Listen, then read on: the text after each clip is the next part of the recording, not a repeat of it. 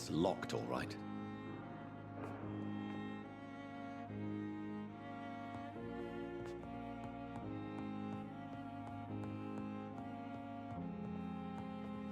It's locked. It's locked, all right.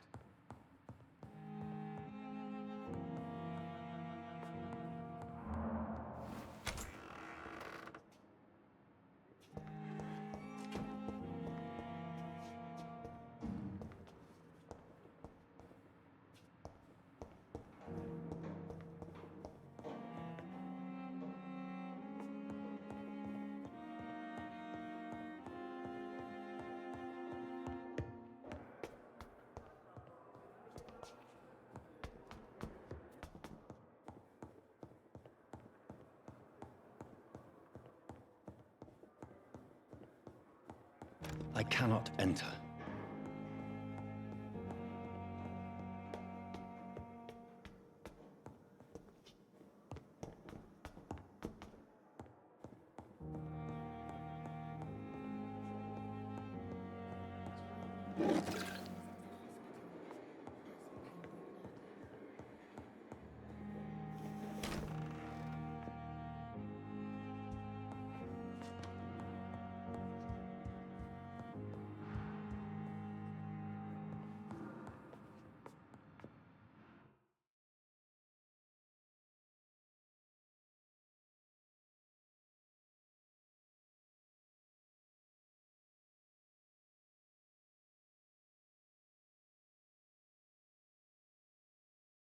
Evening, Edgar. Could I get your professional opinion? Please speak, but I have something important to tell you. This strain of flu, it's very different from the one I saw in Europe. It's downright peculiar. Really? What makes you say that?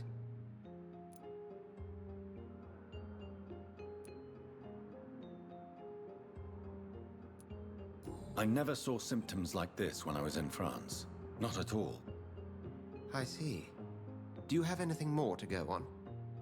This disease spreads and looks like the Spanish flu, but its effects differ greatly. The London strain is different from the continental one.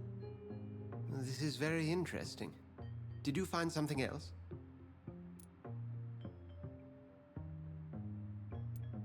Yes. Unlike the flu, the infected begin to show an increase in outwardly aggressive behavior. More than simple agitation. Once docile people become violent. You mean like rabies? Is there a chance we could create a vaccine, Jonathan, like Pasteur? By the stole, that would be smashing. There's a lot we're not seeing here. But it is spreading, and quickly. If we don't act, the whole city could be lost. But Jonathan, we've a fantastic opportunity sitting right here in front of us. A weapon of choice. What on earth do you mean? Why, you, my dear boy.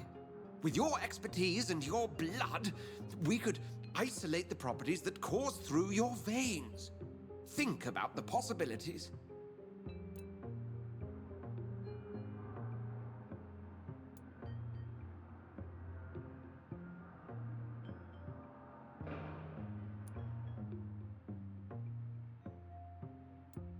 I admit it did occur to me. Blood seems to be the common factor in all of this. I totally agree. We're in uncharted territory here. Maybe it's just wishful thinking, but imagine the possibilities. We'll discuss this more later. Thank you for your time. No, thank you, Jonathan. But as I said, I needed to talk to you. I have some rather bad news. Yes? I'm afraid it's your sister. My sister? She's to be buried this evening at Whitechapel Cemetery. Your mother published the obituary this morning.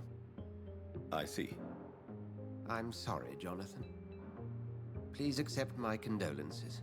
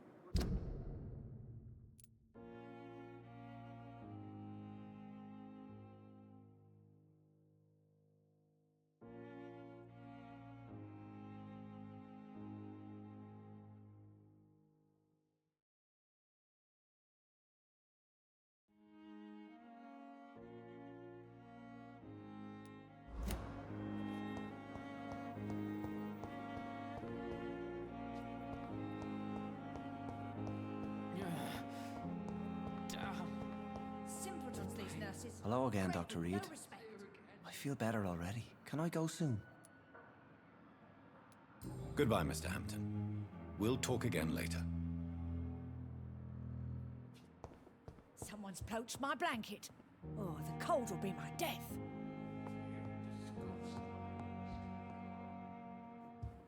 Daily routine.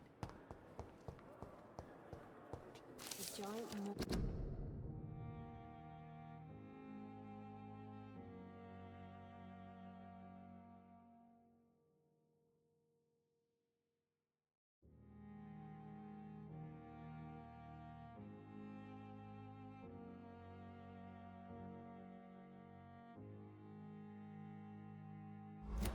disguised as a hospital. That's Pembroke nowadays.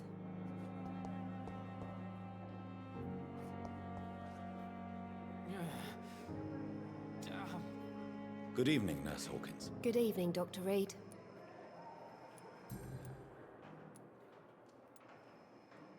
Milton cheats patients out of their money at this hospital, Pippa. Are you his accomplice? Yes, I am. Is this your definition of being useful? By abusing the sick and poor? No. It is my definition of getting out of this useless life once and for all. Why do you do it? Why not? Most of the sick who paid for a bed are already dead, or will be soon. Don't you see the futility of all this?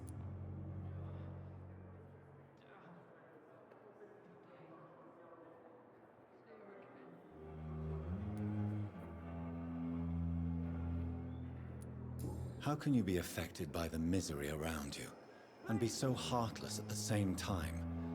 Which is the real you, Nurse Hawkins? I could ask you the same question, Dr. Reed.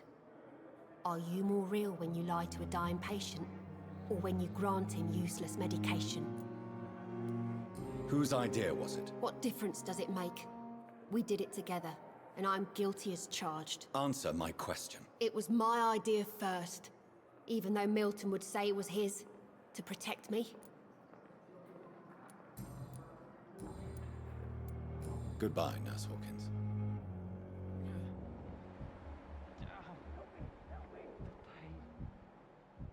There again.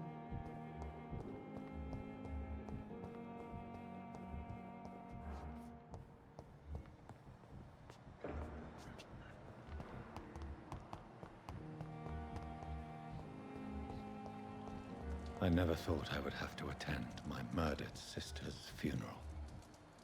Mary, I can't forgive myself. I'll find the truth about what happened to us. I swear.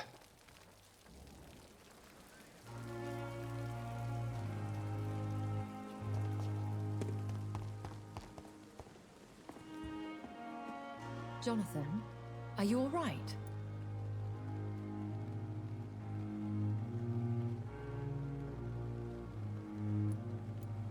Words cannot describe the emptiness. I'm here for you, Jonathan, if you ever need to talk.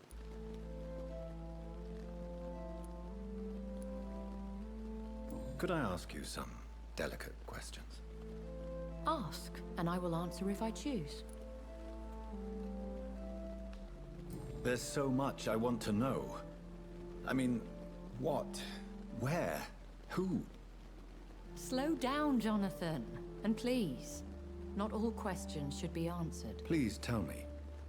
Are you Lady Ashbury? Is that your real name? Yes and no. I was born Elizabeth Samantha Mary Englewood. Out of pure vanity, I cannot tell you when I was born. Where? I mean, you don't live here. I have a house in London, where I reside with my daughter. A daughter? Is she, No. Charlotte is a perfectly normal young lady. And if you must know, I adopted. Perhaps you'll meet her someday. Tell me, why do you finance this hospital? I'm lucky to be in a privileged position to help those less fortunate. Kindness takes the edge off the years.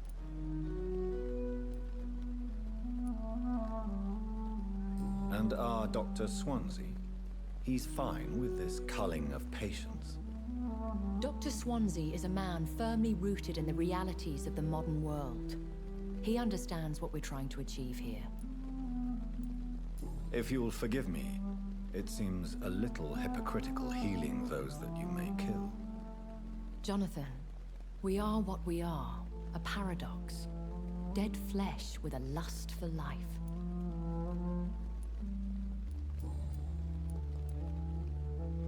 How do you live with the guilt?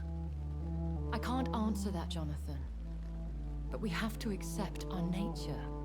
Nothing good can come of fighting who we are.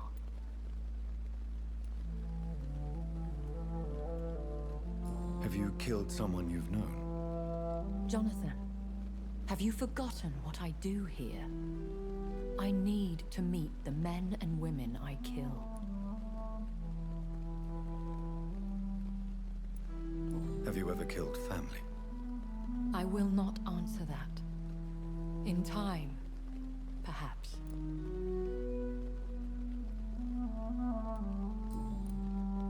I'll see you later.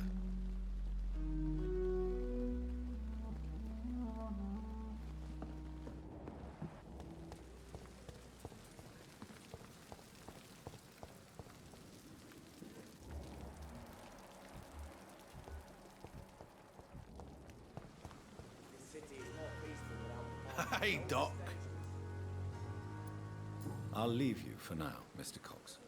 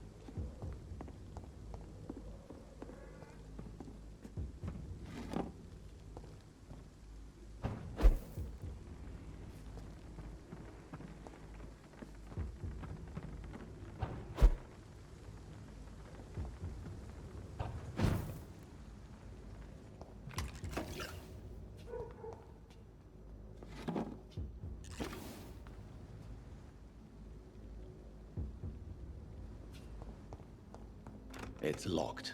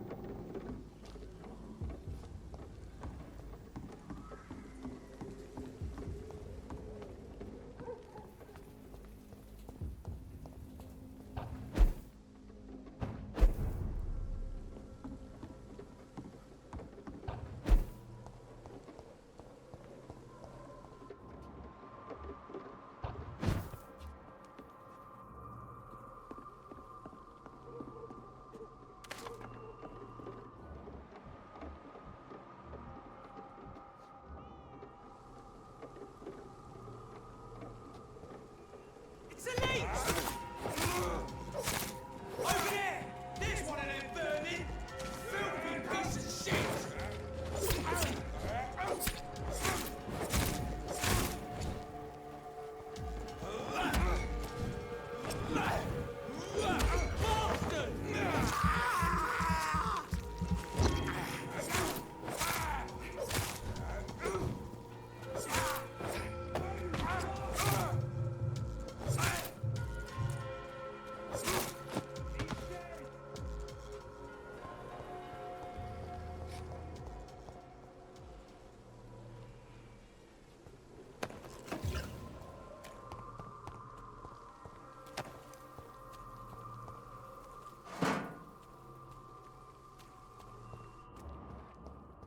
Over there! There's one of them vermin!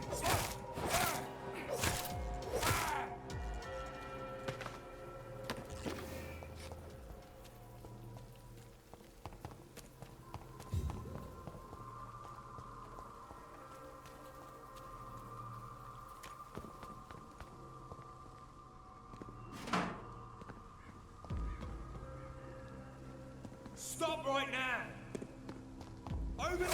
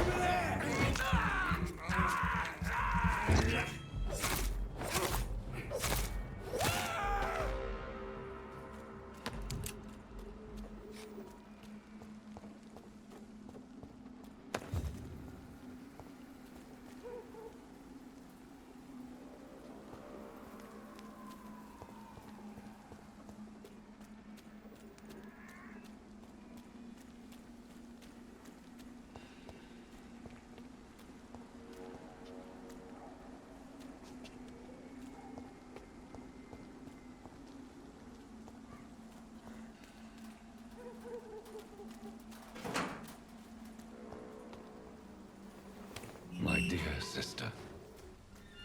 I don't know if I have the strength.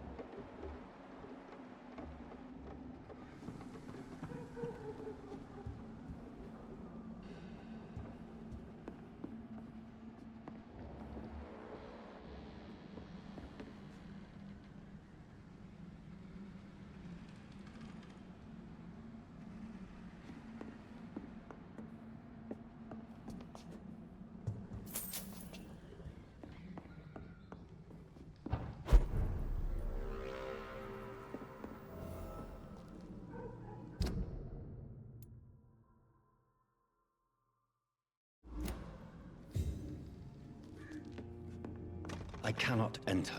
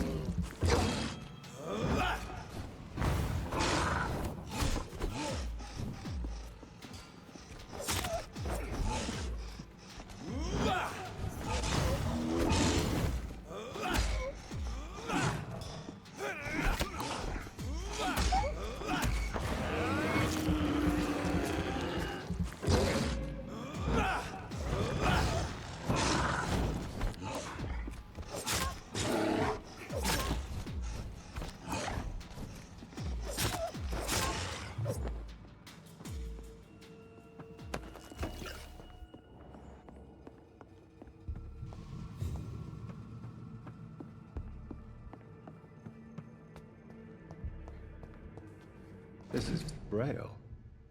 I need someone who can read this.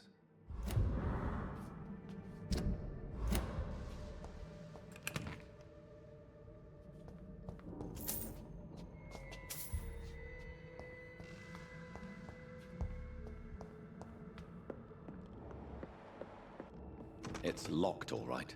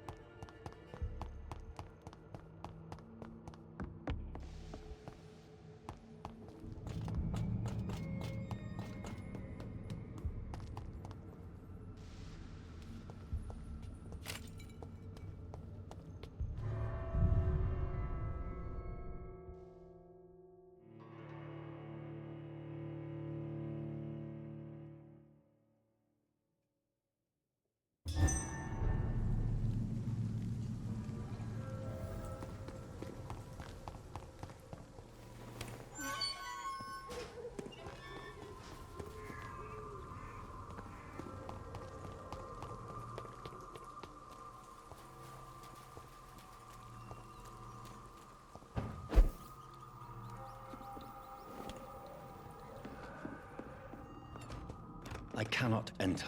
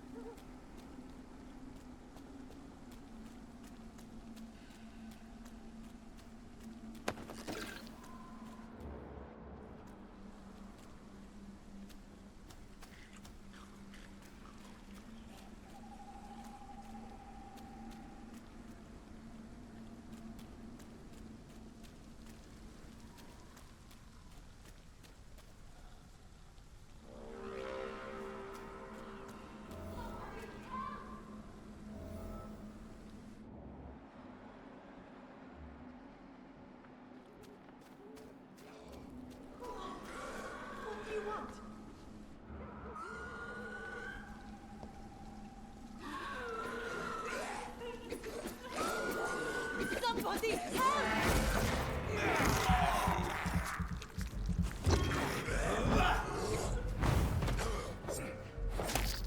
Who are you? What do you want?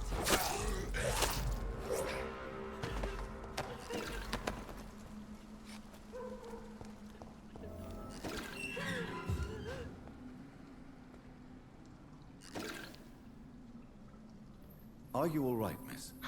I don't know. Who were those people? They wanted to kill me. Why? They've lost their minds in the epidemic.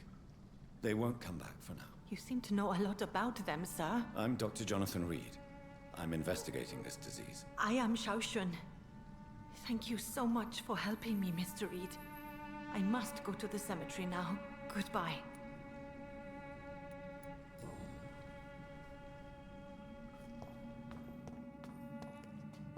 It's locked. Carnage. Is Father Whitaker's disciple among the bodies, I wonder? This man's far too old to be Samuel. No. By the look of his clothes, this man's a docker.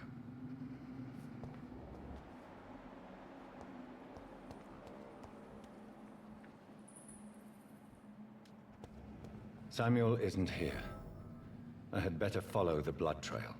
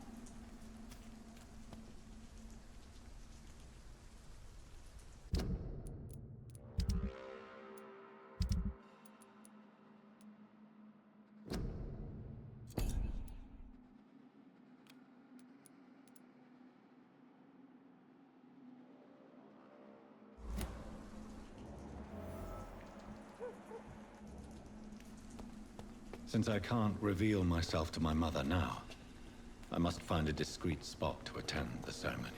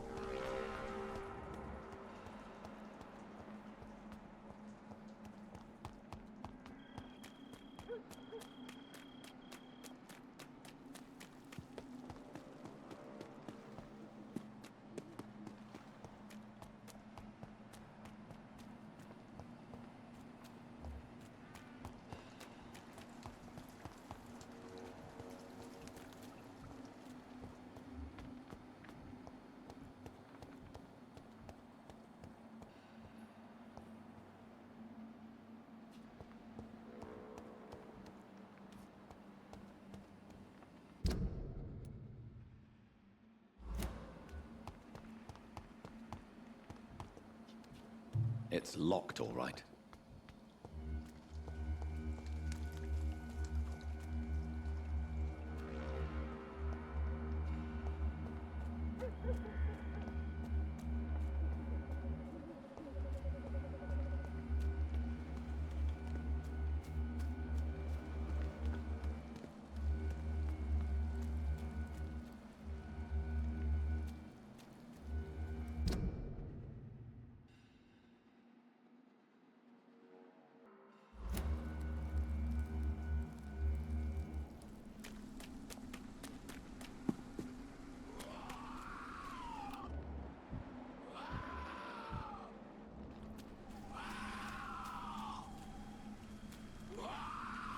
As I feared, Samuel no longer preaches the good word.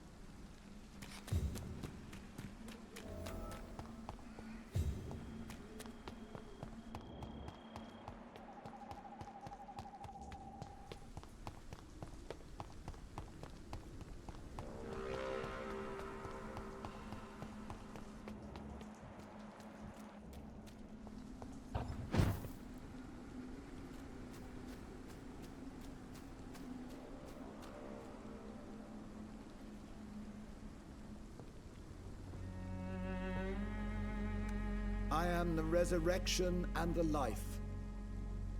He that believeth in me, though he were dead, yet shall he live.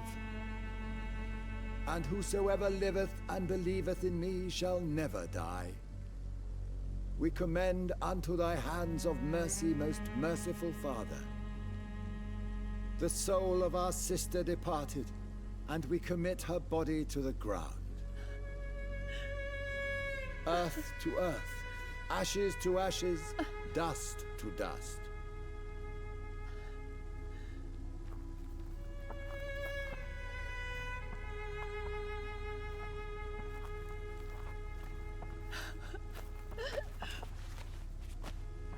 kill my Mary and stick her here in this cold, god-awful place.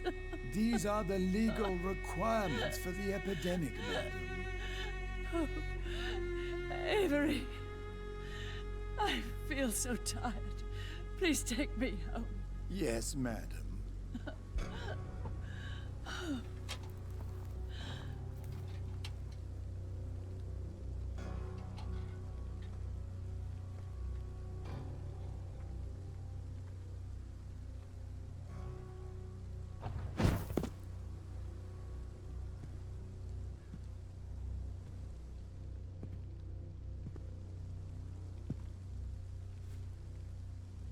Oh, Mary.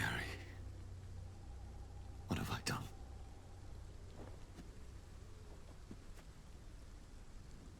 If I could only change one thing.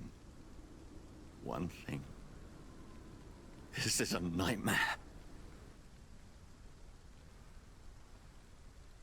Jonathan, there is nothing you can do but accept it.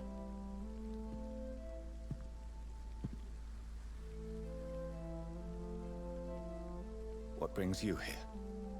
I thought you could use the company. I am so sorry for your loss, Jonathan.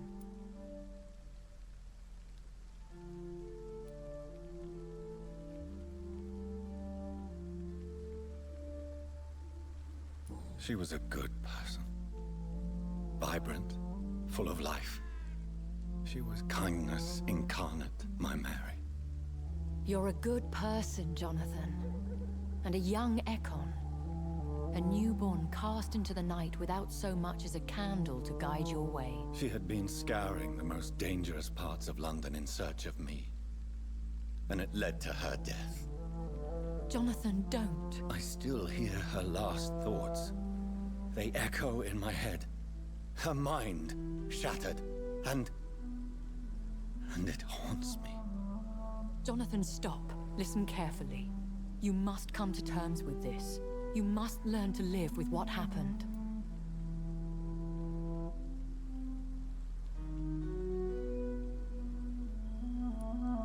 How is it possible? Tell me. Is it so easy to take a life every night, and then just smile and nod at those you spared? Don't you see? You're doing the work of our enemies, feeding your remorse. We are weakest when we grieve, and the guilt blurs our senses. And so this is why you're here. To warn me.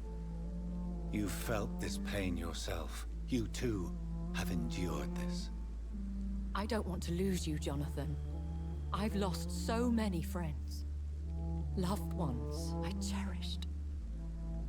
Pray for Mary's forgiveness, if you must.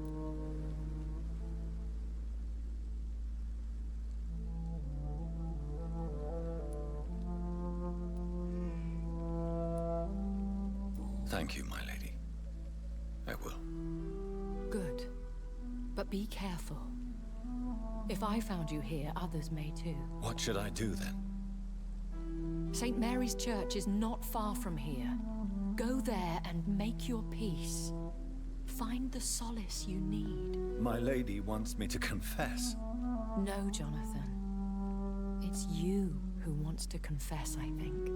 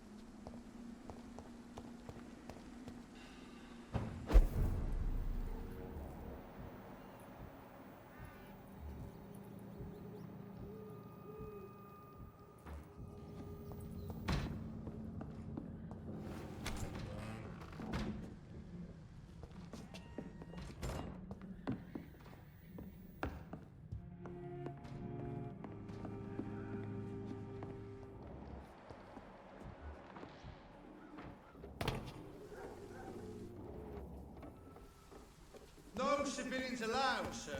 Stupid!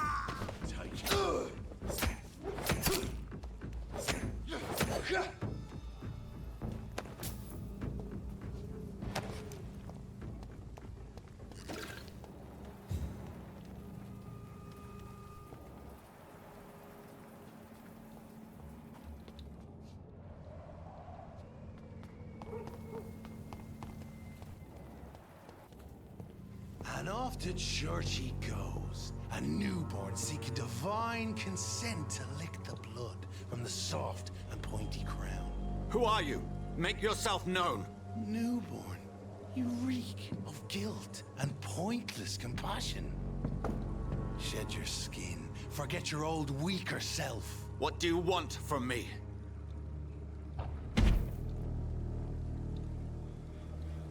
Ascalon does not approve of lone wolves who bring unwanted eyes to our pastures. So your name is Ascalon?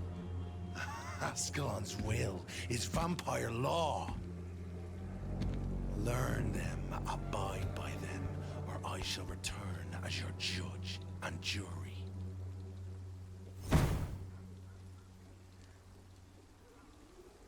These immortals try my patience with their plans and unsolicited counsel.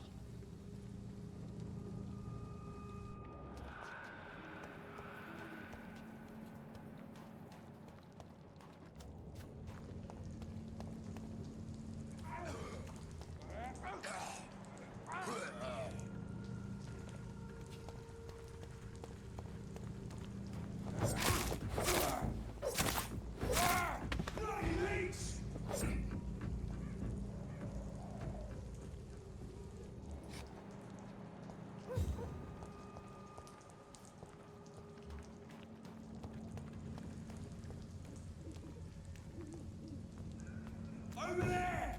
There's one of them burning!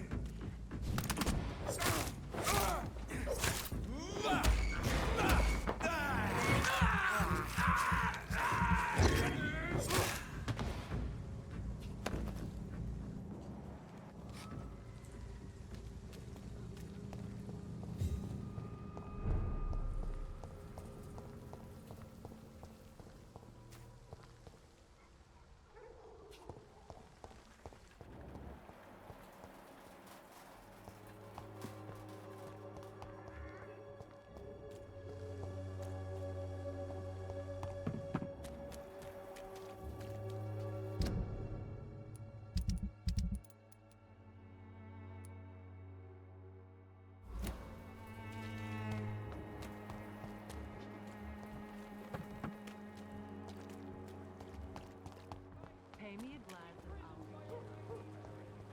You pay for peace of mind. Can't you just look the other way this week, Joe?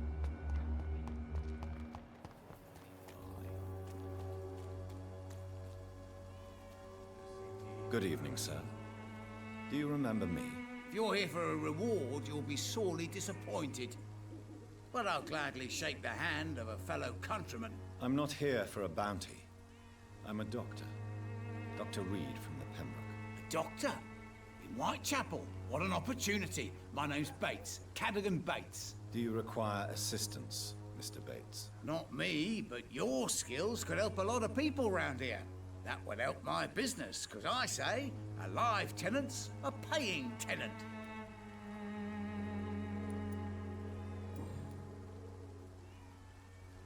It's unusual to see someone so happy around here, especially considering the current situation. Why should I be sad now? There've always been wars, disease, tragedy. There always will be. That's an unusual way of seeing things in these trying times. I don't see why I should shed a tear for another man's woes. I'm healthy, and I intend to stay so. What is your business exactly? I offer fair lodgings for a modest price to the poor and weary of Whitechapel. I see. And what about those who cannot pay?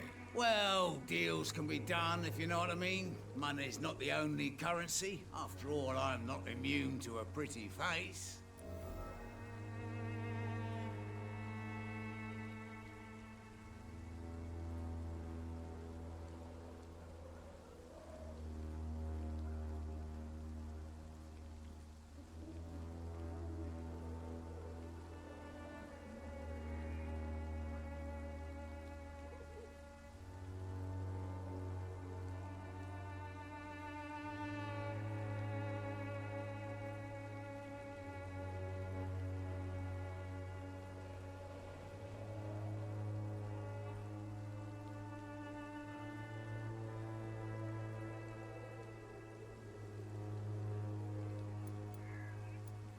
In other words, you take advantage of these poor lost souls. Begging your pardon, I thought you was a man who could appreciate the complexity of the modern world. Things ain't just black and white, you know. What help could I possibly be to your business? That's simple. I already get good money from all those fleeing the war. Can you imagine what they'd be willing to pay if I could offer medical assistance too? Mr. Bates, do not make me regret saving your life in this quarantine zone. I understand, Dr. Reed, you're from a good family. Don't want to get your hands dirty. That's fine. I'll be happy to act as your middleman.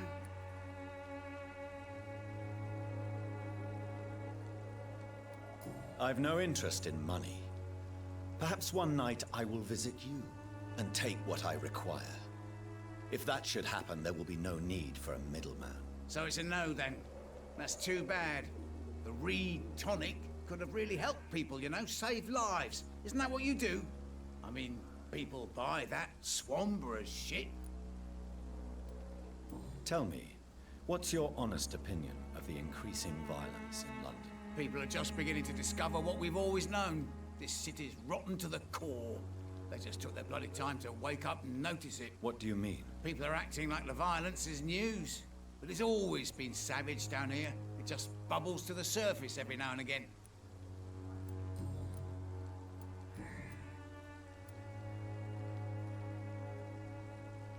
You seem to have recovered well since your attack. Do you ever think about what happened to you? Not much. It was a fucking nightmare. Savages, absolute bloody savages. Their appearance. Jesus. That made me want to puke. You'd better not come back here. I won't be around next time to save you. I want to know everything about the recent violence, Cadogan. And I want the truth. Well, rent may be a bit high, and yeah, I've had to evict a few people. But that's business, isn't it?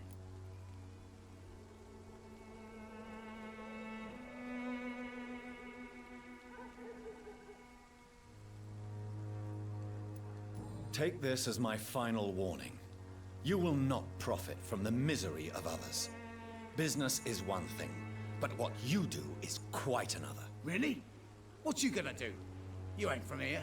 You ain't Whitechapel, Doctor. You wouldn't know the first thing about playing dirty, even if you wanted to.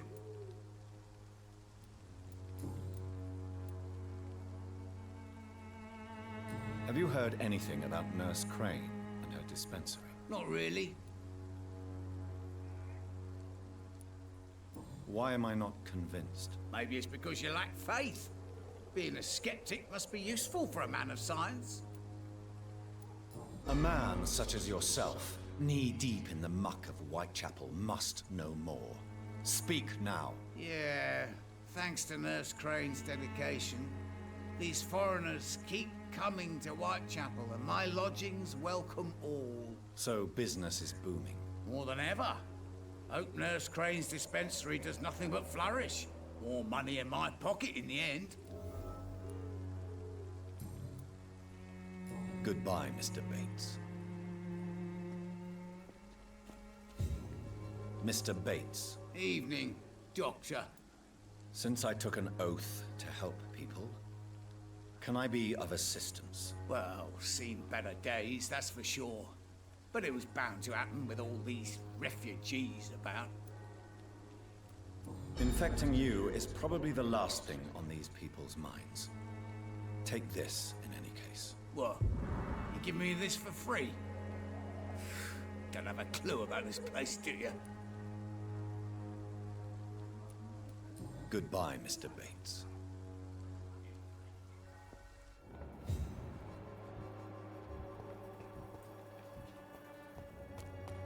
This district seems to be...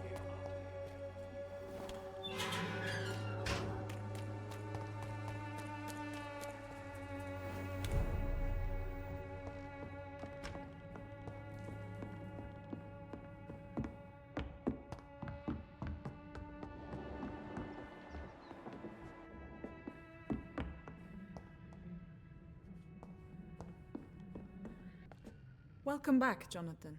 Do you need anything?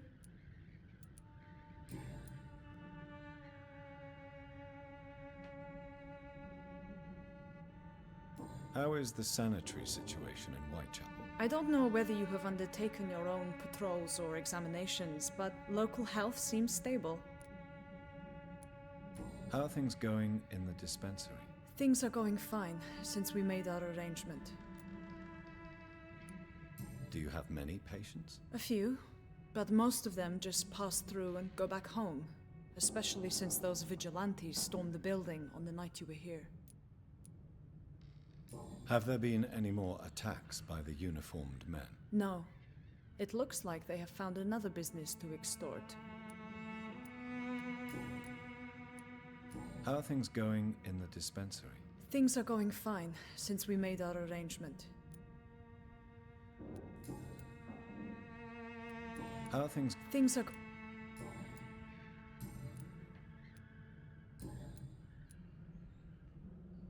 I hope you've stopped jeopardizing this facility with your illegal business, Dorothy. Yes, I have. Most of the time. But the blackmail money is too useful to stop it completely. I just target less dangerous people. Who is the current victim? I would rather you did not know. You are my client, not my accomplice. Besides, I'm much more cautious since the first time you found me. Why did you blackmail Lady Ashbury? She's a generous person. You could have asked her for money directly. She killed those patients, I'm sure of that. I know you like her, but that gingerhead has a taste for blood.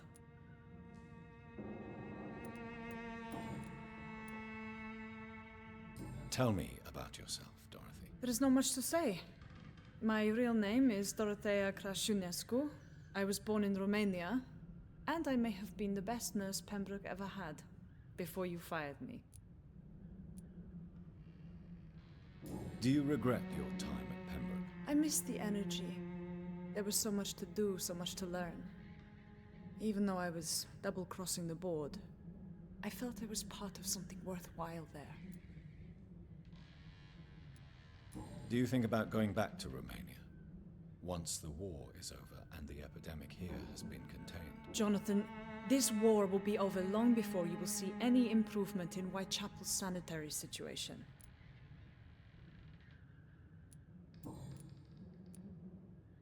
Do you need medical help, Dorothy? I'm a professional nurse. Rest assured, I'll ask for your help if I need it. Are you not afraid of dying? The epidemic is deadly and very contagious. I'm more afraid of being locked in a cell. I've seen what most hospitals do to the sick staff. They keep them hidden to avoid panic.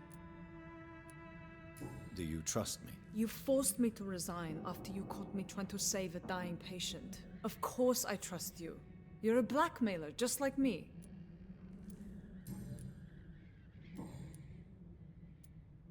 Show me what you have in stock, please.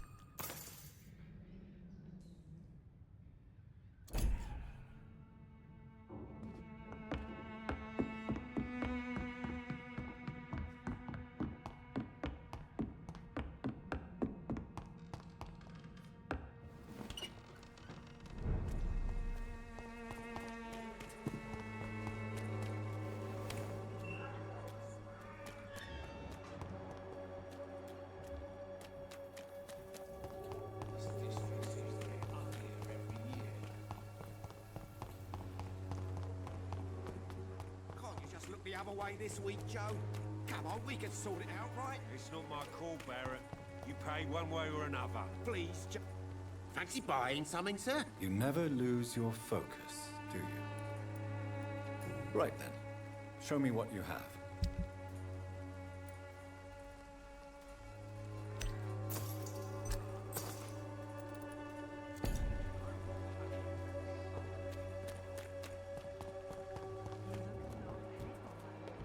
Would you like me to revive you?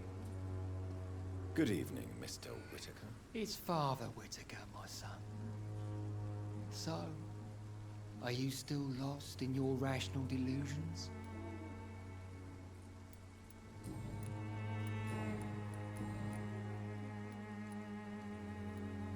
Why did you send Samuel to the cemetery, Tobias? What did you see there? I sent him on a vision. A dream of a dreadful and laughing queen covered with blood, sleeping with the dead and feeding on the fear of the dying. A laughing queen dressed in blood. Tell me more. This epidemic is her feast, the announcement of her return. Against her, science is no more than a child's toy. But who is she? She is the mother of harlots and abomination of the earth. She is Babylon, drunk on the blood of the saints.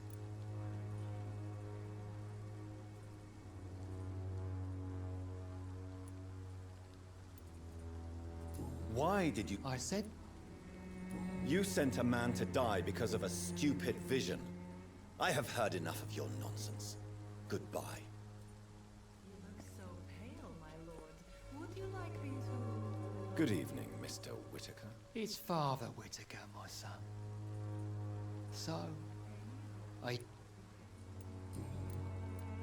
Tobias Whitaker, confess why you burnt those people alive.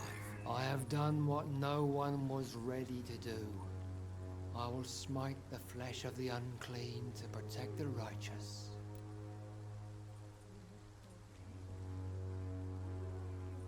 You are just another heartless murderer, exploiting the epidemic to kill with impunity. No! No. The only way to contain the spread is to strike at the source itself. The proliferating sick. You're not the savior of London. You're just a glorified sadist. I take no pleasure in this awful cleansing, Dr. Reed. I am only driven by the thousands of innocents I save each night.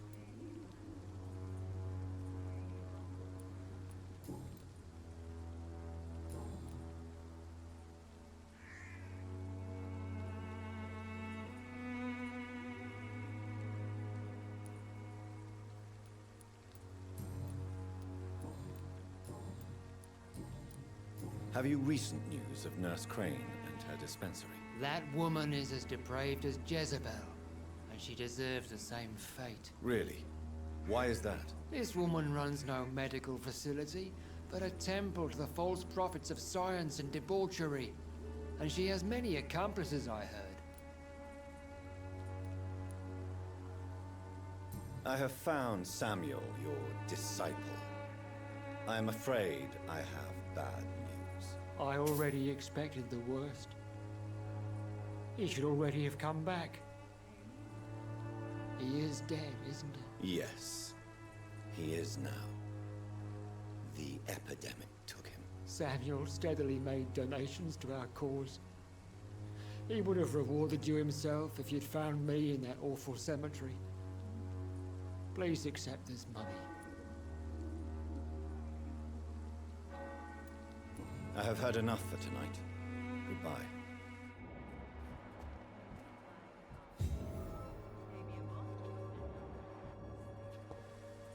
Good evening.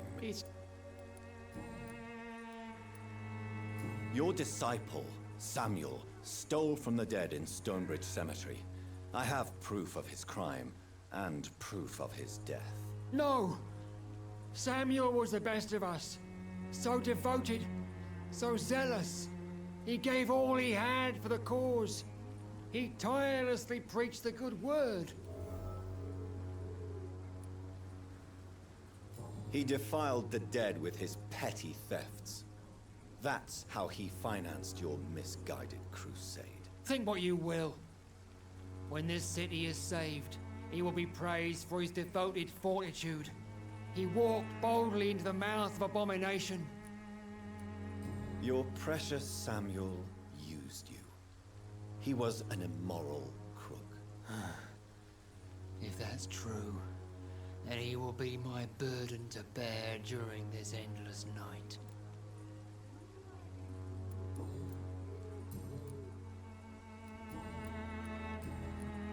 I have heard enough for tonight.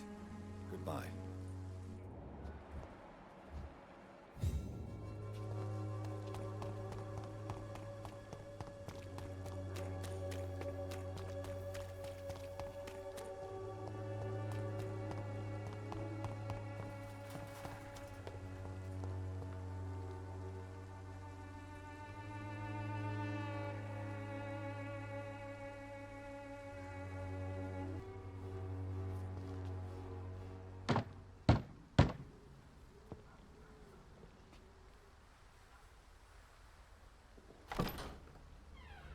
Yes?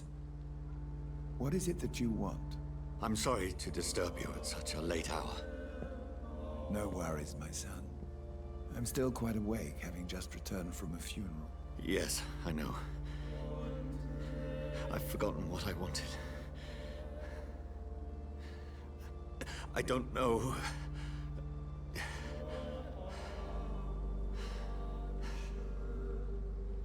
May I help you, child? You seem somewhat perturbed. I haven't the strength to cross the threshold.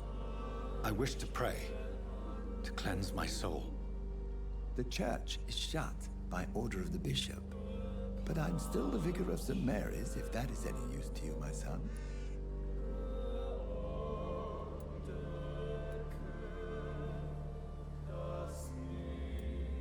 You seem to me a good soul, Vicar. But this is a personal matter. There are no secrets from God, my son. If your heart needs comfort, consider me your chapel. For I can be as silent as stone.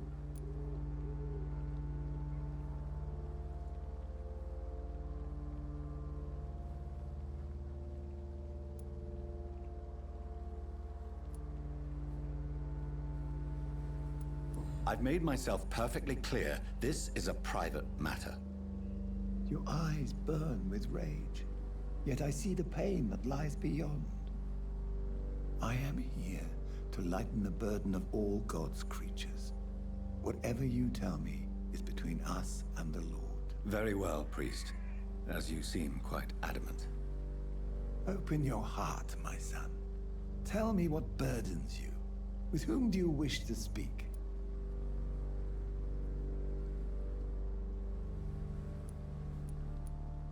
Just know, I cared for her. You seem so troubled by the loss of this girl. What happened to her?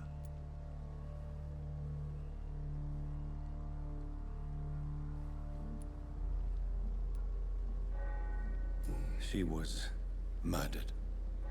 I see. And how are you feeling, my son?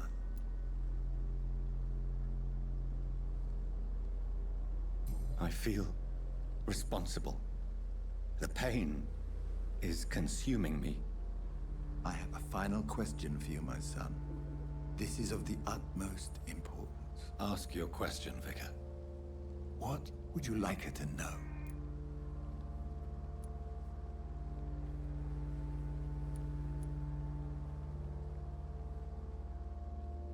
I killed you. There's no excuse. My dear Mary, forgive me. You have been heard, my son, and your burden will lighten if your words are sincere. Go in peace now, and live your life in the way she would have wanted.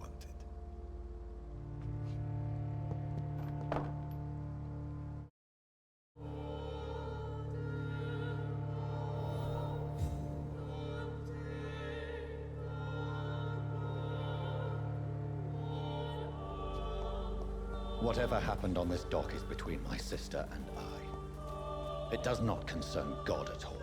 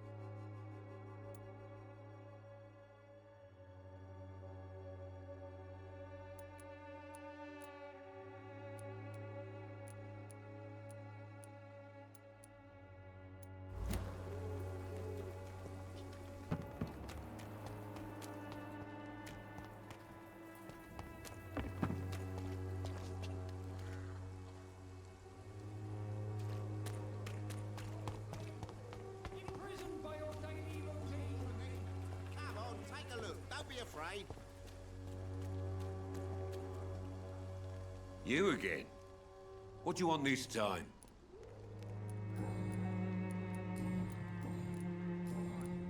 Have you recent news of Nurse Crane and her dispensary? She's doing good work. I saw her yesterday and told her she could call on me if she ever felt threatened. Do you know what I mean?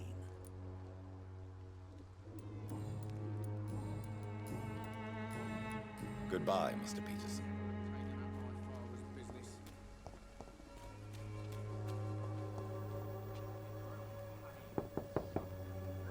Good evening, Harry. May I come in? Sure. Sure. Even my dreams are soaked with gloom. So, may I ask you a few questions? I'm not bothered. What could be worse?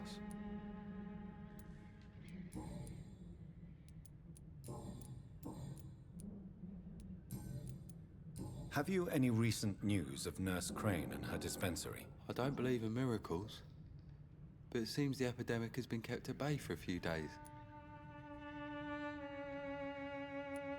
Goodbye, young man. Take care of yourself. Even my dreams are soaked with gloom.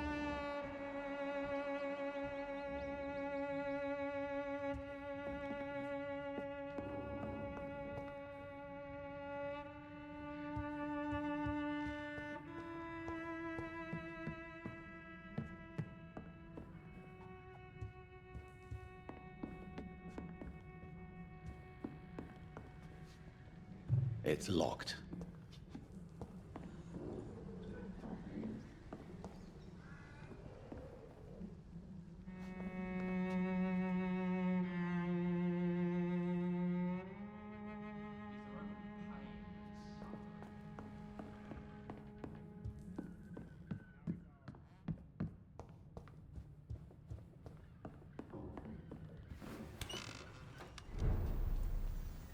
Even my dreams are soaked with gloom.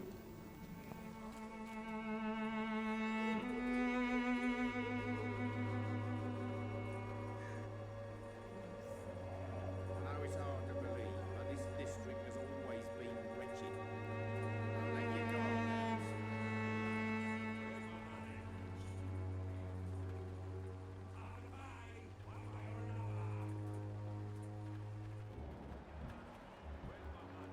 Cheap price, good quality.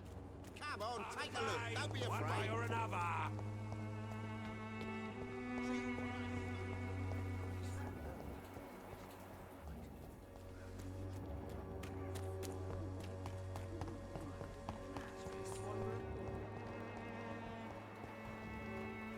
Good evening, my dear colleague.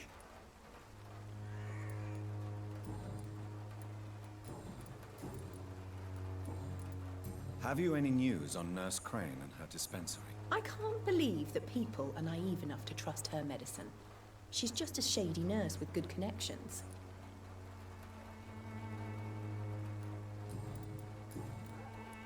I'd like to see what kind of medicine you're selling.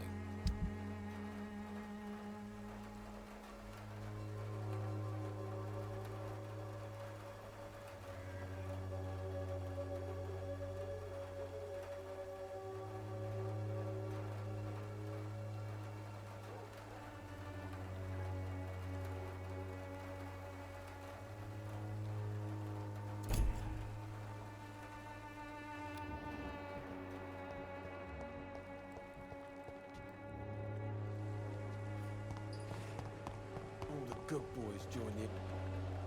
Good evening, Benjamin. Can I help you? I'm afraid not, Mr. Reed.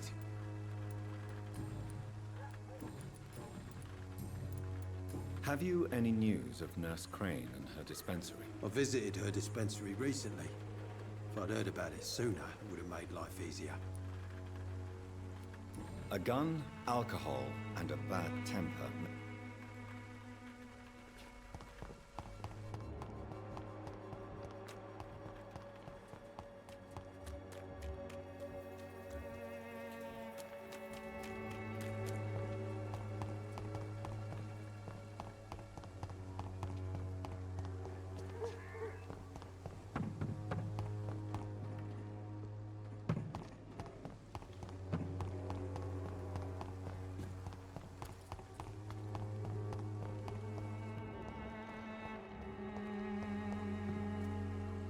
How are you, boy? I'm not your boy, all right? Now piss off.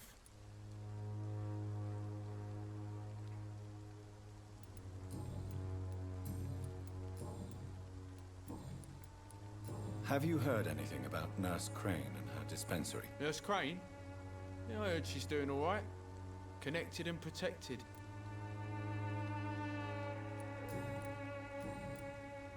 Goodbye, young man.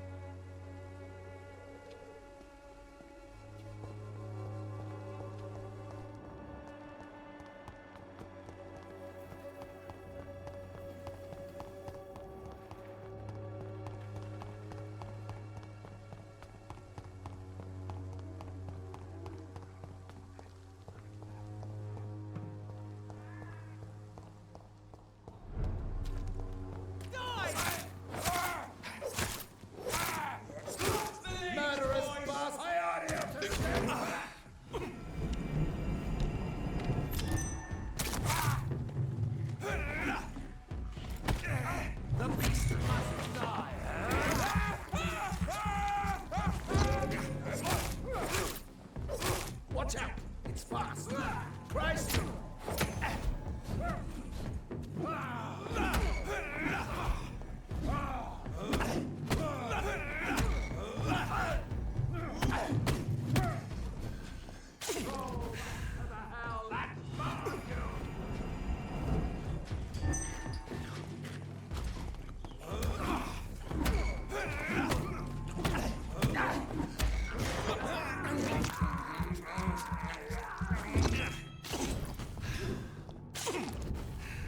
God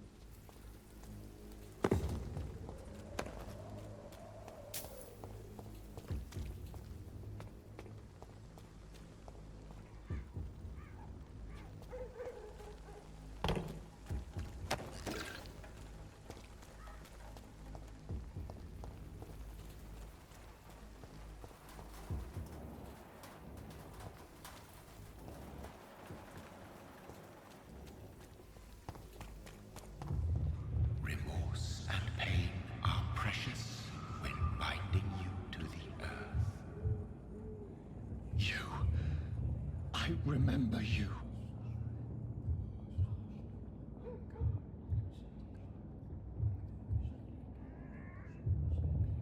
Fear be gone. I would harm no child of my making. This is your doing. You made me. Made me this creature. What are you?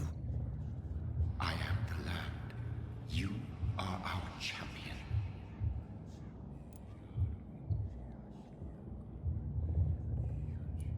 Tell me what you are. I am the whitened bones and blackened soil. The land made blood course through thy veins. What is it you seek? This age is sickly. An ancient poison, an older rage, brewed in a cauldron newly forged. This has something to do with the epidemic. Seek truth, my champion. Defeat the serpent of knowing with iron spur.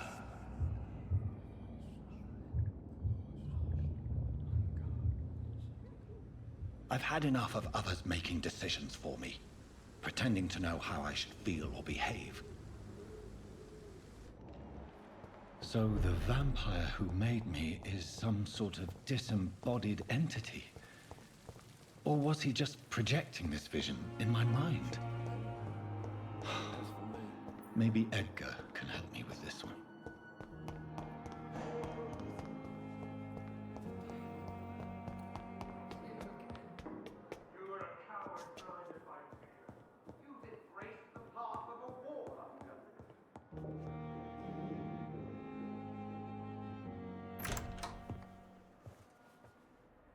God protect us. You've got a leech in the hospital. Yes, my hospital.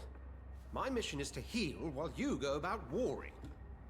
You've set the table for a snake. I wonder why there's venom in your food. I'm growing tired of your song. You're a woodsman, McCallum, not a doctor. Return to your hunt. Remember, I've a good nose for machinations. I can flare the scent at a mile. You can't hide from the god. Leave him, Jonathan. This is sacred ground. Neutral territory. And I just had the carpet cleaned.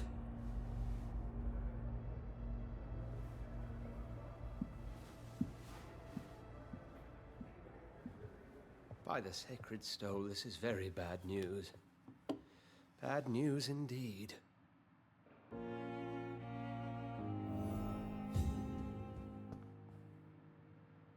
What happened? The hospital has been attacked.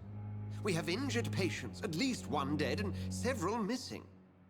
This has spiraled out of control. Even the most infirm are asking to be allowed to return home.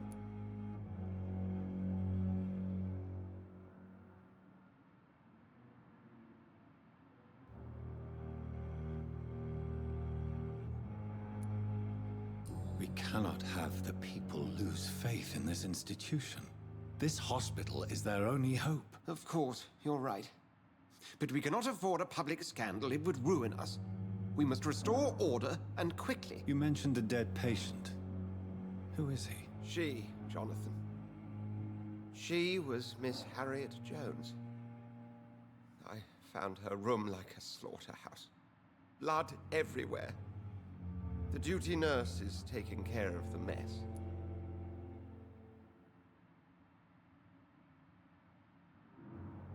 Very well. I'll help you. I know this place means something to you. I have noticed how you suppress your appetite when around the staff and patients. You need to know you can trust me, Edgar. I do, dear fellow, I do. Please then, tell me. Sean Hampton, the man we thought we'd saved at the docks. It seems he was infected after all. So Hampton became more beast than man. Exactly. And now Guard of Prewen suspects the hospital of vampire activity. Do you realize what that could mean for us?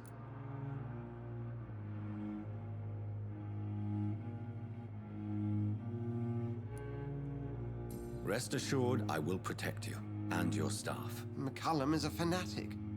The Guard will stop at nothing. You don't know what they're capable of, Jonathan. Very well. Since I brought Mr. Hampton here, I will put an end to this.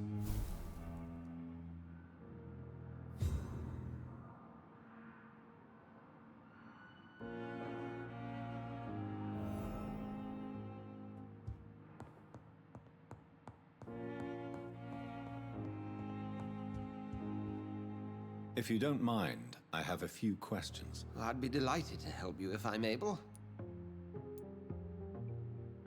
I just recently met the strangest creature in Whitechapel. He was immense. He mocked me and accused me of hypocrisy. Perhaps it was a skull. London's streets are overflowing with them these days. He was observing me with the obvious intent to do me harm. His very presence evoked a palpable sense of menace. You need to be careful, Jonathan. You've no idea what this creature really is. It was a vampire, all right. But what kind, I'm not sure. He was large and very fast. If you find anything more about this creature, the Brotherhood would greatly appreciate any information you could spare.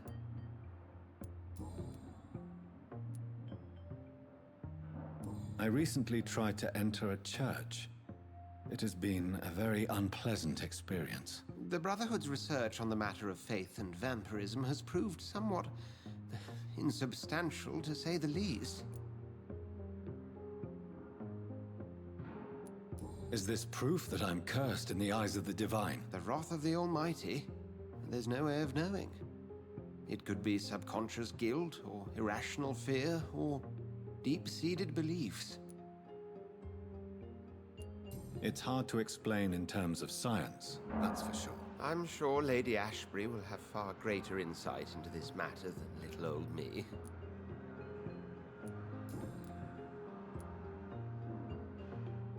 What exactly happened here while I was absent? Hampton turned, quite violently as it happened. Lurking about, attacked Miss Jones. To say he created quite a commotion would be an understatement. Are you sure it was Hampton that killed Miss Jones? There was blood everywhere, but no body. And you know the state she was in. I fear for what he did with her. Hopefully he just hid the corpse. How did the Guard of Prewin come to hear of this? McCullum has spies everywhere. He will jump at any opportunity to disparage the Brotherhood and show his contempt.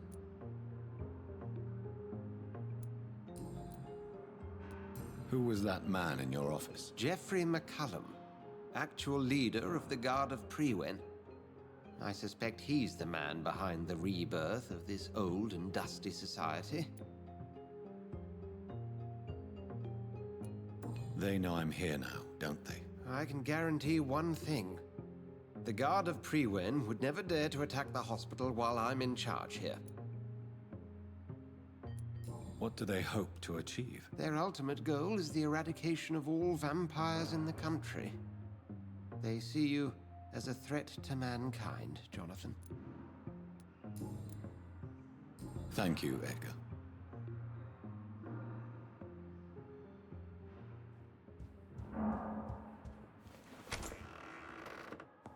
Sean Hampton lives and breathes for the well-being of his flock. There's no other place he would go but the docks.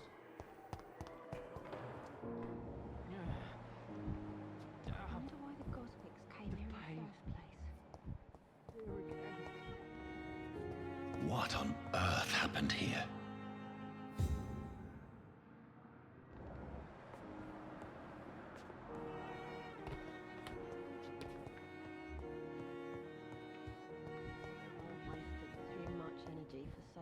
Daily routine.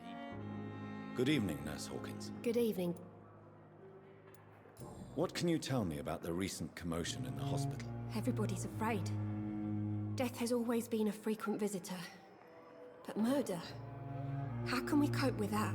As a nurse at this hospital, it is your duty to deal with these things as best you can. Yeah. Until it's my turn to have blood spread all over the walls. I entered the room first, Dr. Reed. I've seen what that monster did to the woman. Goodbye, Nurse Hawkins. Good evening, Mr. Elwood. Evening, Dr. Reed. Can you tell me anything about recent events at the hospital? Before the shouts and the noises, I think I heard whispers coming from the stairs. 2 voices, maybe more. Did you recognize the voices? What did they say? I couldn't hear. Sounded like they were arguing or something. Goodbye for now, Mr. Elwood. Damn.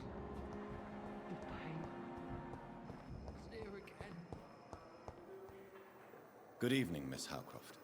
How are you tonight? I need blood, Doctor. Warm, rich, vibrant blood.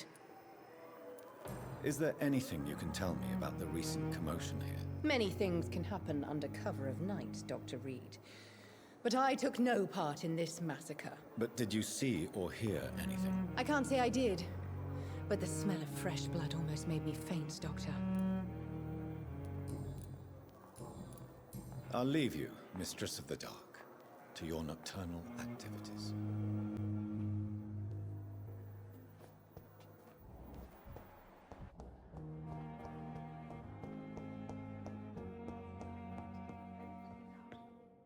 Good evening, Dr. Strickland. And good evening to you, Dr. Can you tell me anything about the recent commotion in the hospital? I'm sure it was not your fault, Dr. Reed. My fault? What do you mean? Oh, nothing. It's just... I heard it was you who brought the murderer inside our walls. But you couldn't know, could you? Did you know Dr. Ackroyd never reported your experimental research, despite the fact he doesn't agree with it? Really? I didn't suspect he knew about my work. I must confess I am surprised. Perhaps he thinks you should realize for yourself the danger of what you're doing. See how condescending he can be? My God, he can be so irritating. Goodbye, Dr. Strickland.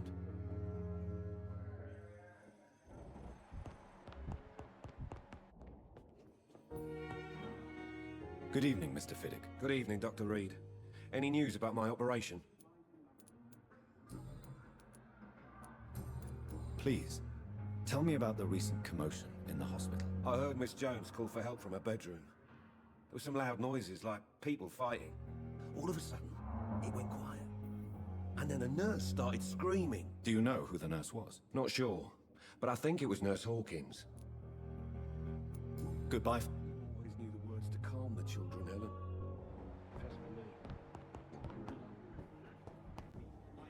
I'm quite busy right now, Dr. Reed. What can you tell me about the recent commotion in the hospital? Nothing like this would have happened if we'd had enough staff and proper shifts. So you don't think the blame is ours? We all hold fast here, Dr. Reed. Our methods may differ, but we are all trying to make a difference. Thank you for your time. We'll talk later.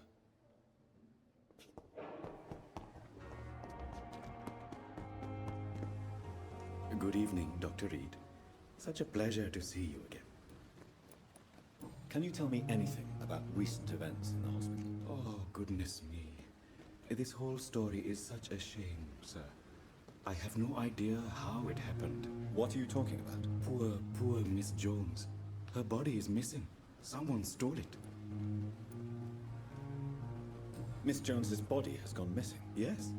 The body was brought here this morning, and now it's gone. Who could have stolen a corpse? That's exactly what I asked myself for the whole day. Who could do such a thing? These are terrible and shameful times, Dr. Reed. Please show me what you have to sell. Of course. It's just trinkets and curios, really. But I'm sure they can be useful.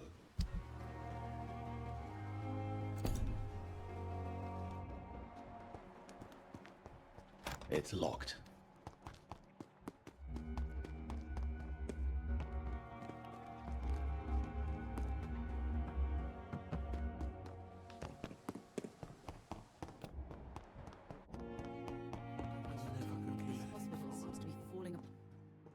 Good evening, Doctor. How is my son doing? What can you tell me about the recent commotion in the hospital? It's a disgrace. How on earth can patients be attacked in their own rooms? Goodbye, Mrs. Goswick. Good evening, Mr. Goswick. How are you? I'm okay.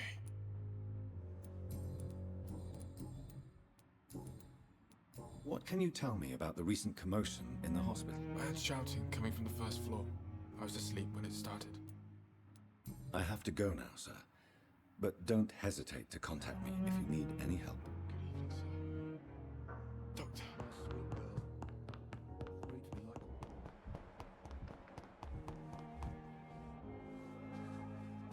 Good evening, Nurse Brannigan. Good evening, Doctor. What can you tell me about the recent events in the hospital? That Mr. Hampton killed Miss Jones in her room, then ran away. And did you see all this? No. I was working by the tents when it all happened. I only entered the room when they asked me to clean up the blood. Where is Miss Jones's body? I don't know. I'd imagine the morgue. It all happened so quickly.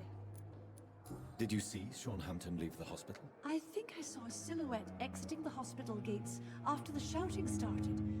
At first I thought it was someone who was just scared, but well, maybe it was him. Goodbye, nurse.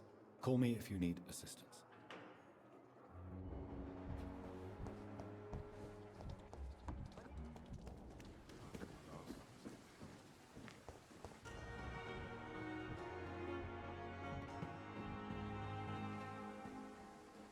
Oh, Jonathan, I cannot believe my eyes. Poor woman. Butchered by some savage scowl.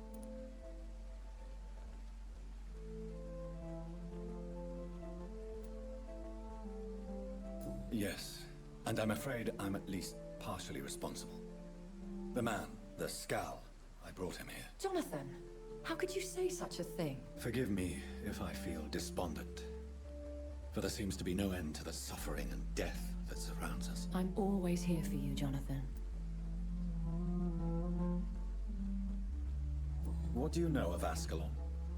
I was threatened by a creature, a vampire in Whitechapel, stating I had to obey the law of conduct. What more can you tell me about him? He was bigger than a man. Huge, in fact. He seemed to radiate violence. I thought he was going to tear me apart. Then he vanished. Fergal, the executioner of Ascalon.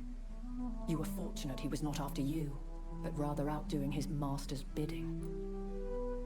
What is Ascalon? The Ascalon Club are the most powerful vampires in Britain and exert tremendous influence. Take my advice and stay well away. I have experienced a certain difficulty when faced with holy symbols or trying to enter religious buildings. Have you? Now that's quite a question. I don't know why, but yes, it has happened to me. Is this a sign? The hand of God in action? Are we repellent unto heaven? I don't have the answers, Jonathan. But I believe superstition and magic is just fact awaiting the lens of science. Aren't you frightened? Very little scares me, my dear. To be compelled to avoid symbols of faith does not concern me. Have you embraced this woman? Like the other patient, this Mr. Renfield? Her name was Amelia. And no, I did not kill her.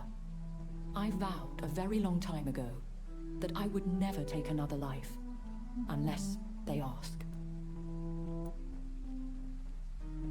Is there sufficient vitality in the blood of the sick and dying patients? Yes, Jonathan. The hunger gnaws at me every waking hour.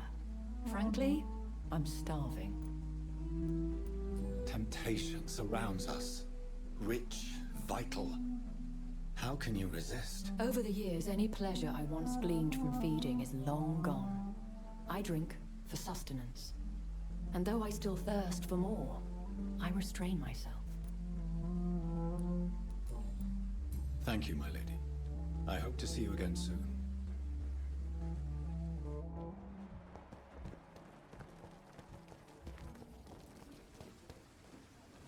Good evening, Milton. Good evening, Doctor. Still trying to save lives? What can you tell me about the recent commotion in the hospital? Someone killed Miss Jones in her room, and Mr. Hampton's gone missing. Doesn't take a genius to piece it together. You don't seem shocked by any of this. Why should I be?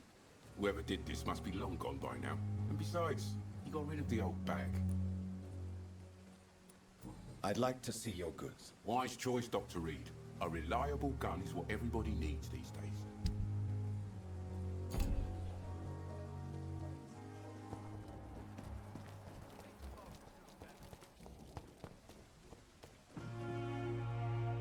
Good evening, Dr. Timmons. Dr. Reed, any good news to share? Can you tell me anything about the recent commotion in the hospital? It's a tragedy, pure and simple. The hospital is meant to be a safe haven to all. We failed the people who trusted us with their care. Do you think I should not have brought Mr. Hampton back here? It's not your fault. You rescued that poor soul. It was the Christian thing to do. But we should have noticed his instability. Goodbye, Dr. Tibbets.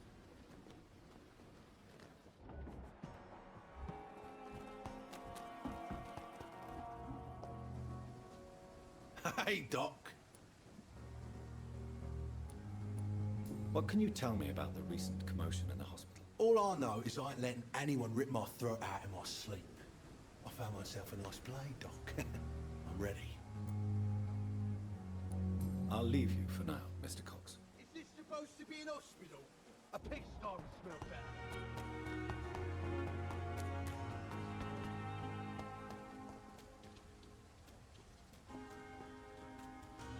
Good evening. Evening, Dr. Reed. Goodbye, Mr. Thatcher. Try to take care of yourself.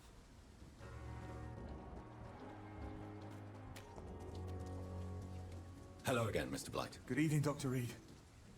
You doing your rounds as usual? Goodbye, Mr. Blight. Take care of yourself.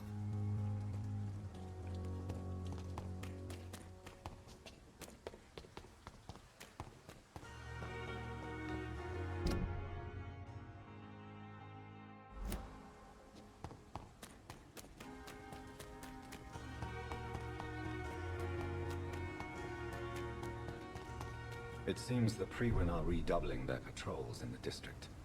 I must be more careful.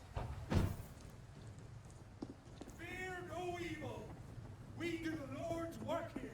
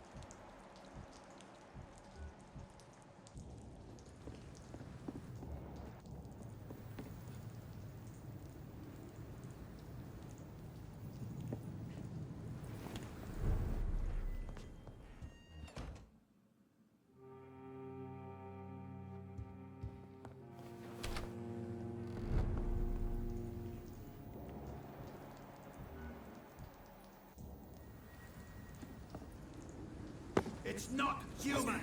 Kill it!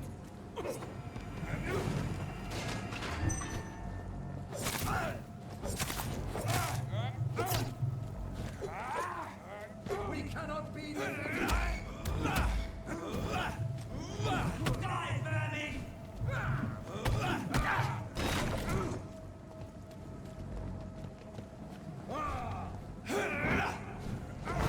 We have a killer!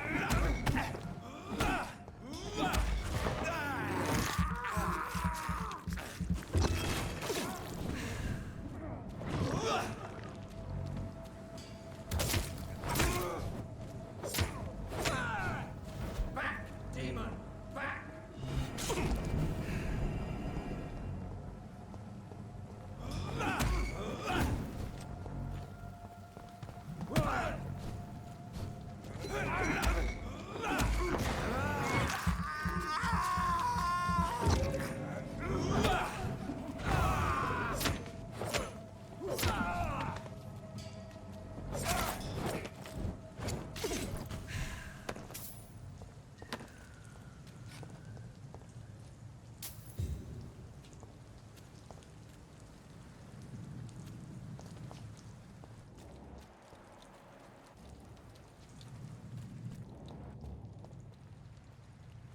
Are you dead?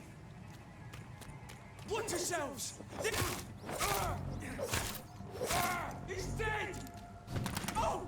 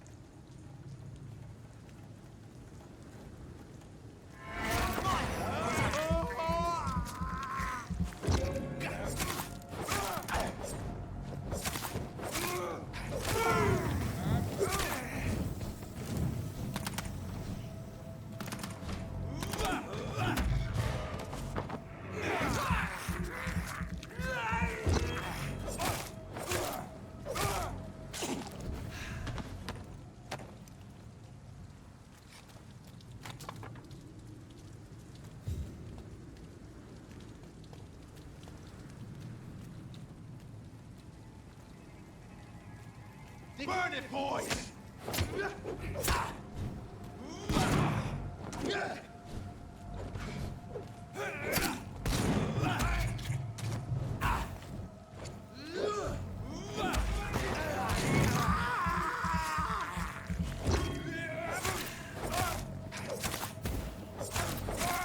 Filthy fucking beast!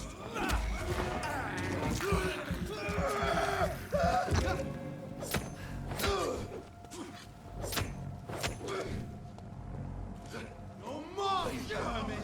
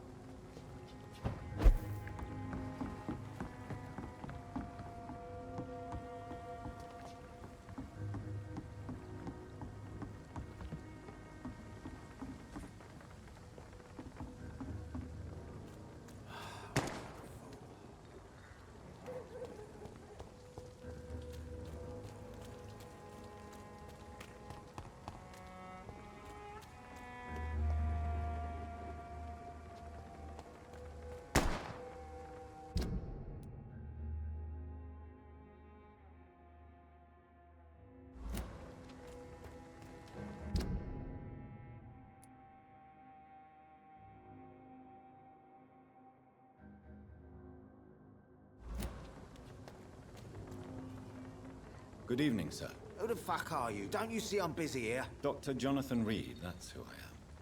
And who are you? Ah, some fancy gentleman we've got here. Clear off. We don't want strangers on our streets. So you won't tell me your name, then? The name is Booth Digby. Maybe I'll ask my boys to break one or two of your bones, just so you remember it.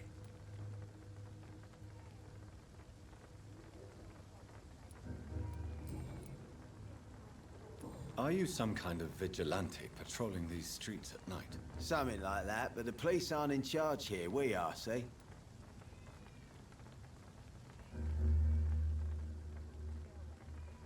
So you're a concerned criminal, is that it? Using funny jokes about me and my boys, are you? Fuck. You must have some balls. I saw many men like you during the war, Mr. Digby. Greedy little cockroaches who feed on despair. I could kill you for saying that. But, nah. You've been a soldier. I can respect that. So, tell me about your gang, then. What? Have you got a death wish? You really want me to answer that? Well, yes. You seem so proud of your status. Why not tell me who you're working for? Oi! I'm the boss, all right? The Wet Boot Boys work for me. All of them. Situation round here is better than other districts because of us. Because of me.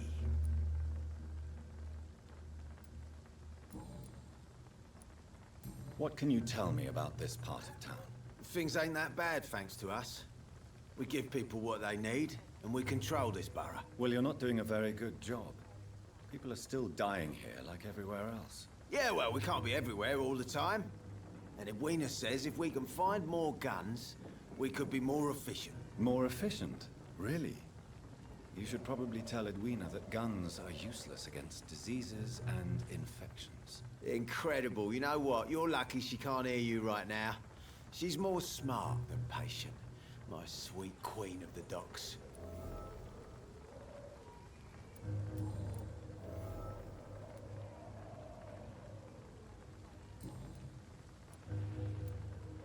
I know you're looking for an honest job, Booth.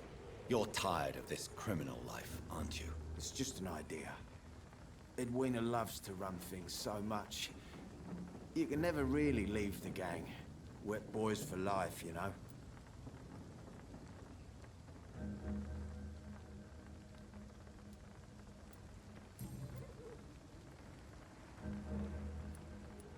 Do you know where I can find Sean Hampton?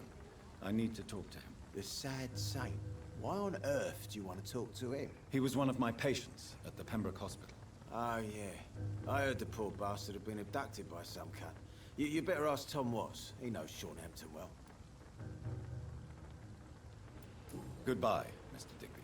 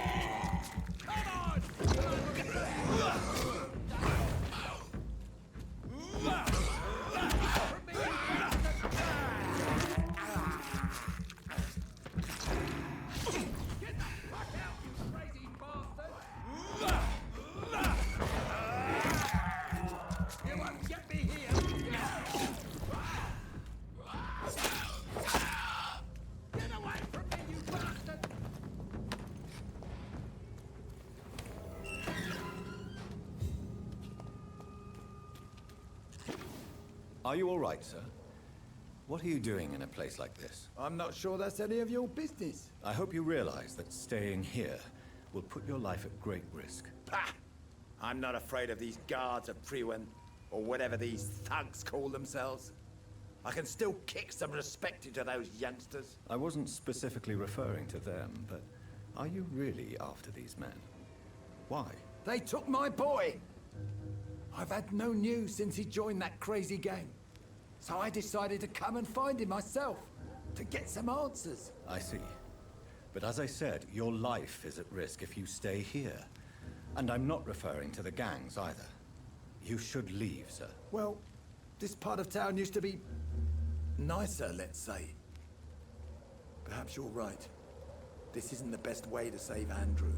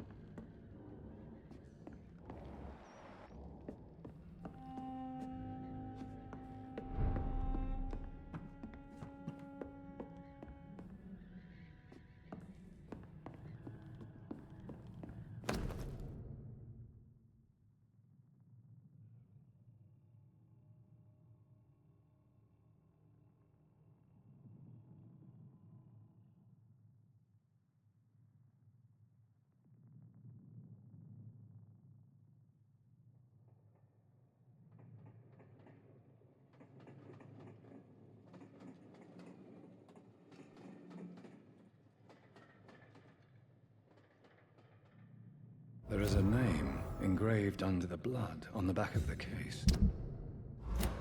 Jack Gillingham. Maybe I should return this watch to his family.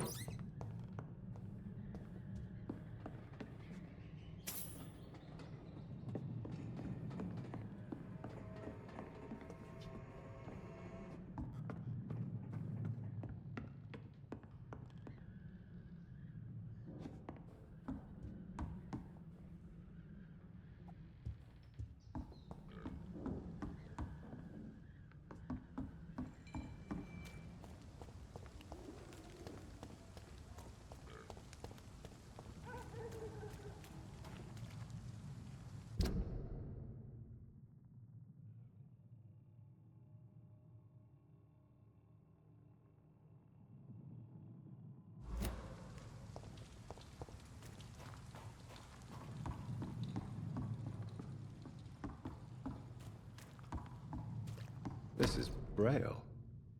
I need someone who can read this.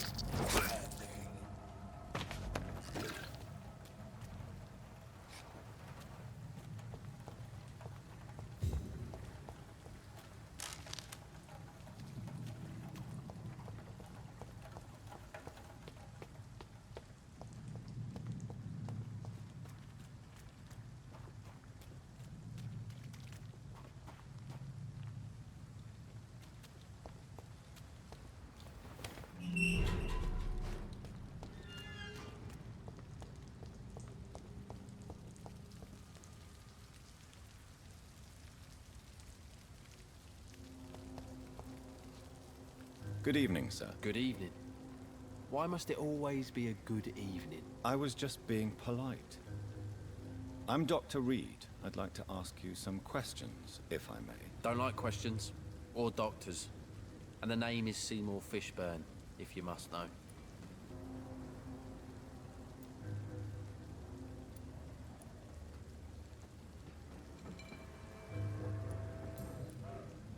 What can you tell me about this part of town? A shithole filled with maggots. Liars and thieves, all of them.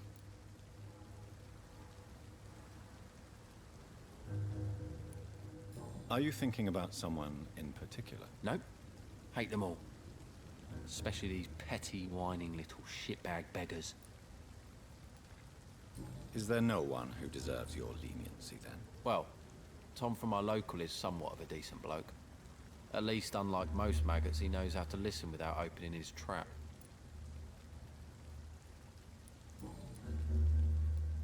What's your occupation? I take care of my mum. It's what I do. She's the only good thing in my life. Even though I don't treat her so good. You seem upset. Is something bothering you? I lost the necklace I bought her. I'm a fucking idiot. A worthless idiot. Sometimes it's hard to be a good son. I just want her to smile. No, I was thankful for her patience, appreciated like... God knows she deserves it.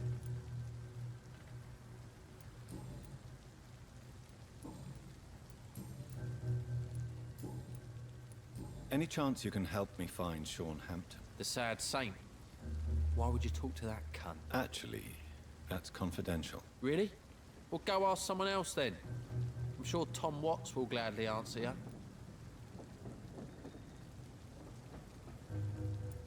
Goodbye, Mr. Fishburne. Every night, a darkness, and every dawn.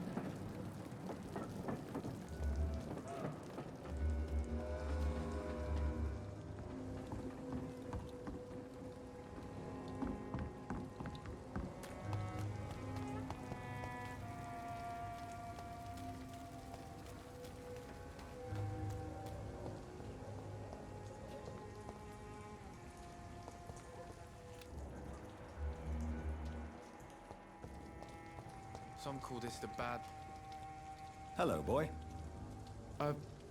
Hello. Good evening. Did I scare you? You have nothing to fear from me. No, it's just that people prefer to avoid me. Well, I won't. I'm a doctor. My name is Rufus, sir. Rufus Kingsbury. What can you tell me about this region? It's all about staying out of trouble. But since most people prefer to avoid me, it's pretty easy. Why do people avoid you? They call me Rufus the Curse. Around here, I'm a bit of a bad luck charm. Have you ever thought about leaving? Where else would I go? At least I know these streets and some people around here. This is my city, for better or worse. What do you do around here, Rufus? I listen to the news on the docks, sir. And I smile at those kind enough to spare me a bob. Do you have a job? It's hard to work, what with my head and all. Since I was a boy, I've always had trouble remembering what I do and why I do it. What do people say about this place? Things have been tense between the Wet Boot Boys and the Communists. They both feel they should run the docks.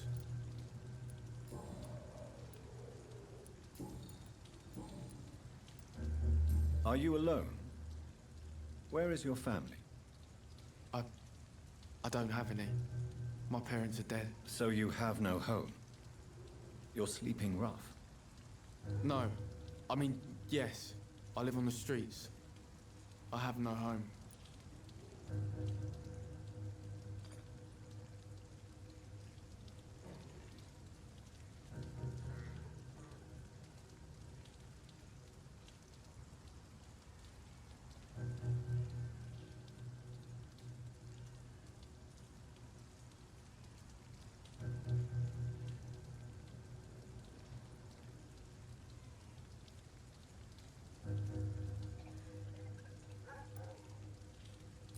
should be careful, Rufus.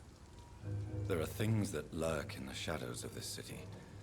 Things that prey on the lonely and the desperate. Well, I've known worse. I'm not all alone. I have Mrs. Fishburne. She's been very kind to me. Why do you think she's so considerate? I can't say, sir. I guess she's a good soul. Sometimes it's like she replaces the mother I lost, even if we're not related.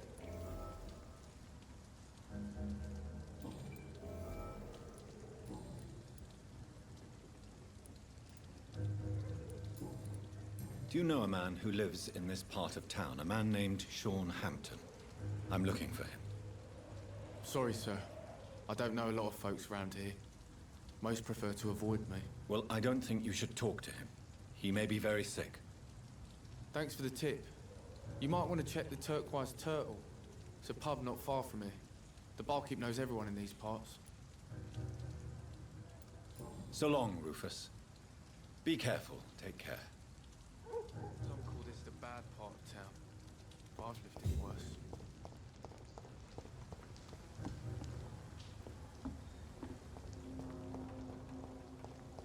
I cannot enter.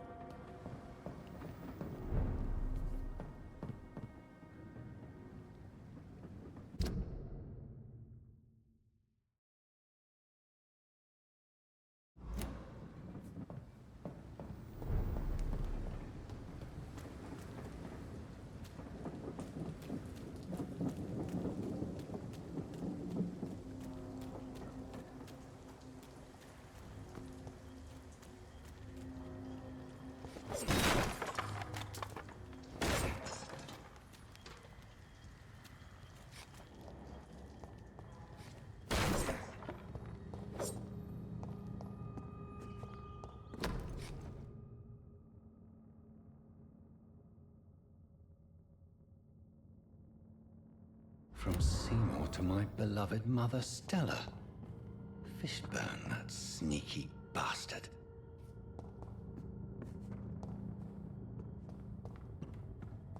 It's locked. It's locked, all right.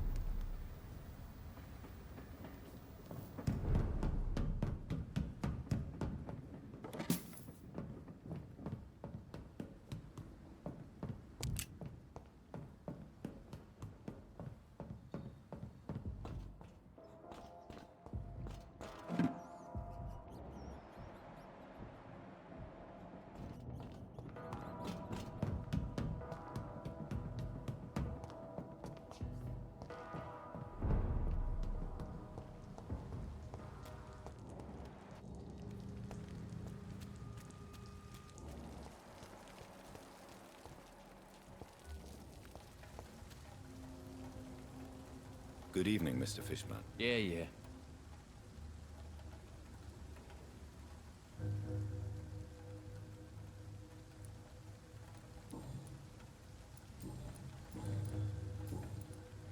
I have retrieved the gift for your mother, sir. Great. Give it here then and take this for your trouble. I also found the corpses. The ones under which you left the necklace, Mr. Fishburne. Ah, so that's where I left it.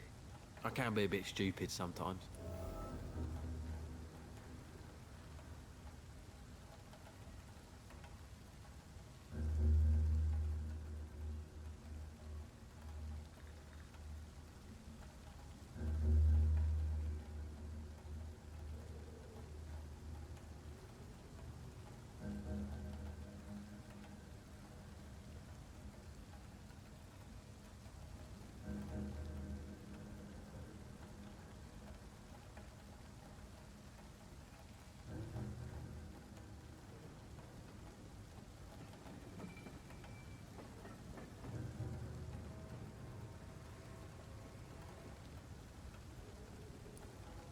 As a man of science, I'd like to try to understand why you killed those people. Why does there need to be a reason?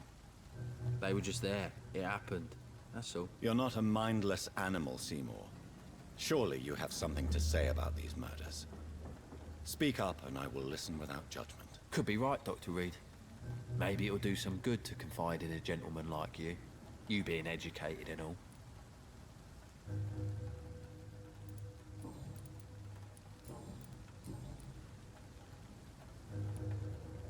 Tell me about your victims, Seymour.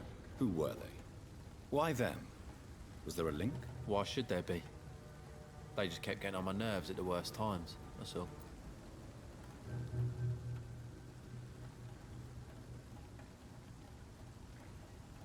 How many? How many victims? It's not like I keep records. It happens when it happens.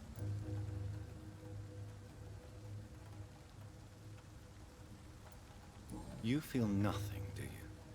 No empathy for your victims at all? You seem pretty calm yourself, don't you? We're not talking about me. That right?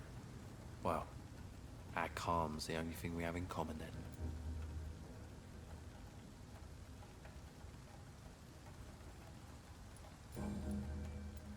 Did you take pleasure in killing them, Seymour?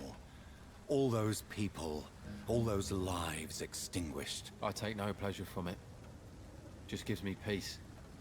Stills the anger. For a time. This rage you feel, have you ever been able to control it? Resist it? I tried. For my mum, I tried for her. Telling the truth made me feel better. For a while. Don't you think you should seek help? Talk to someone you trust, someone who cares about you. No. And don't dare speak about me to your colleagues either. Keep your mouth shut tight. Especially about my mum.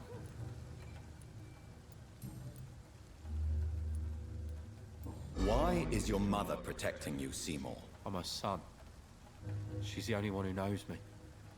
Sometimes I think she knows me better than I know myself. I understand you love her, but can't you see the awful situation you've put her in? Do you think my mum would have a better life if I were dead? She seems so sad to know me sometimes.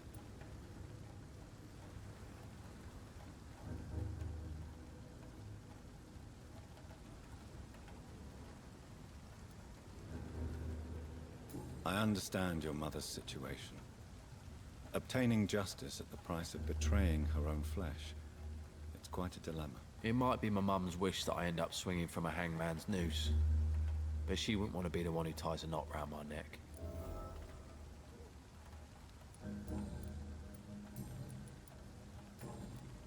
Goodbye, Mr. Fishburne.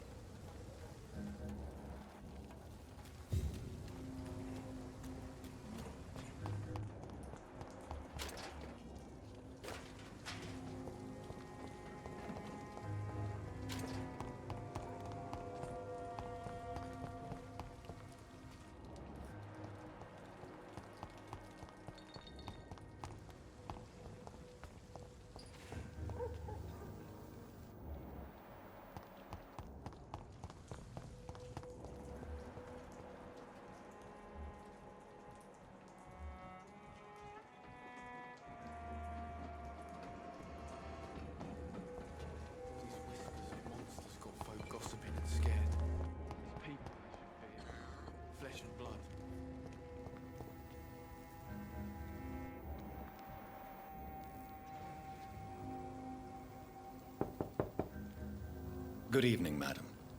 I'm Dr. Reed. Could I come in? Why? What do you want? I work at the Pembroke Hospital. I'm investigating the flu epidemic in this area. Oh, the Spanish flu. Well, that's quite liberal of you, Doctor. But this is no time to be knocking at people's doors. The disease takes away the good people too, madam. Why not let me in? It's Mrs. Fishburne. Stella Fishburne. And yes, indeed. Why not let a doctor in? I can't remember the last time I had a good sleep. I've been nothing but worry.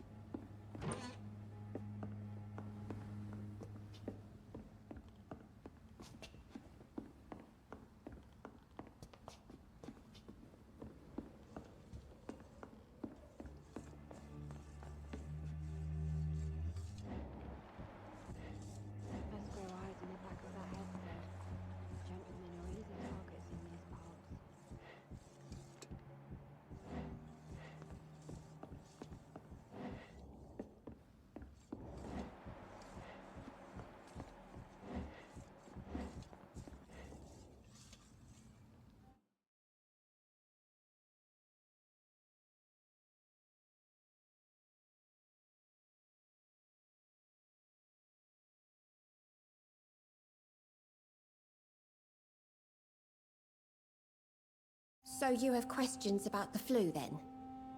Yes, among other things. Forgive my rudeness at the door. It's just my son doesn't like strangers coming in the house.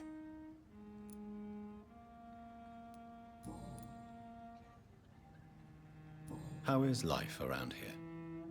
Life has always been hard in the East End. But it's everywhere nowadays, isn't it? Do you think the increase in violence has anything to do with the epidemic? Don't know. But it's most likely linked to the gangs, if you ask me. Recently, it's like everyone has had to pick a side. Violence has always fed on poverty, don't you think? It's a cruel law of the human condition. And selfishness is their rotten fruit. These days, you can just die in the gutter, and no one will bat an eye. May I ask what you do for a living, Mrs. Fishburne? Since my husband died, I worked at the Dawson Rope factory, but it closed before the war. I occasionally help at the night asylum, in exchange for food. Did your husband die in the war? Oh no, my Jack was a docker. He died when my Seymour was just a lad. The poor boy saw his dad slip and fall from that scaffolding.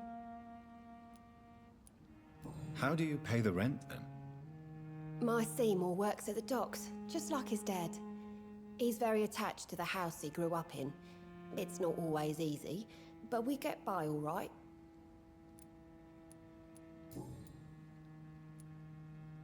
The orphan that regards you as a mother. Please tell me about him, Stella.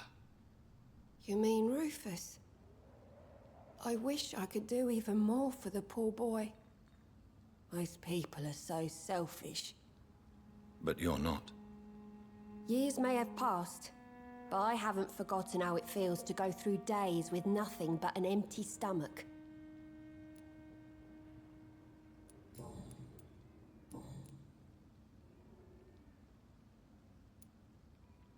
Your son's gone way beyond simply bullying people.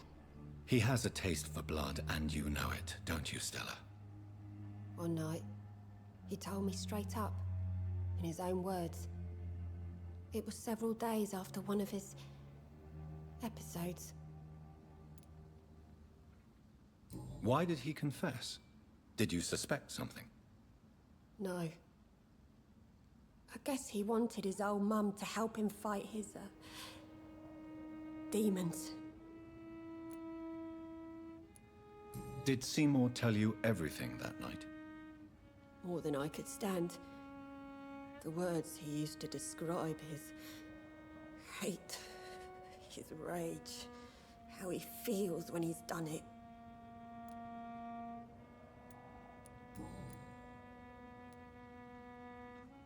Tell me about these demons Seymour needs your help to fight. Seymour used to be such a happy child, and he is still a helping son most of the time. But when he gets angry, he can hardly contain his rage. All men and women are born innocent, Mrs. Fishburne. But there can be a monster within any of us. Do you think he can be cured, Doctor? Do you think something can extinguish this rage inside my Seymour?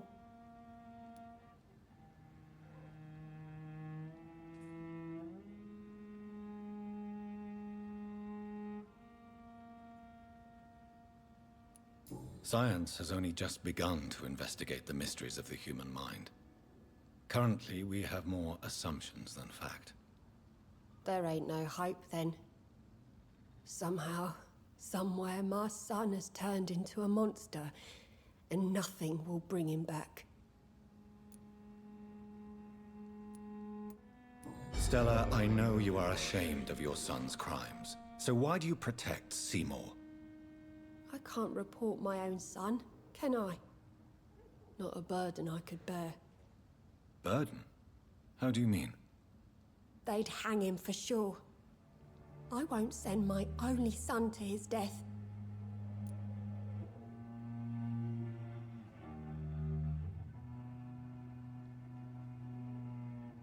I understand your pain, but you cannot mother him forever. If someone ever found the courage to speak to the police, I will take my share.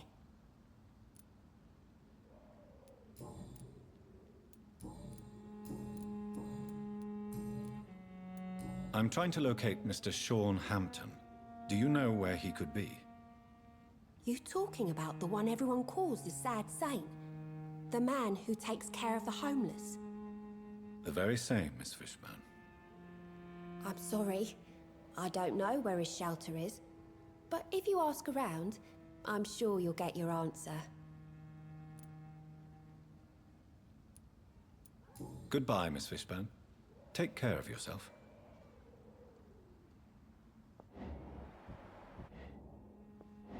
Please don't stay too long, sir.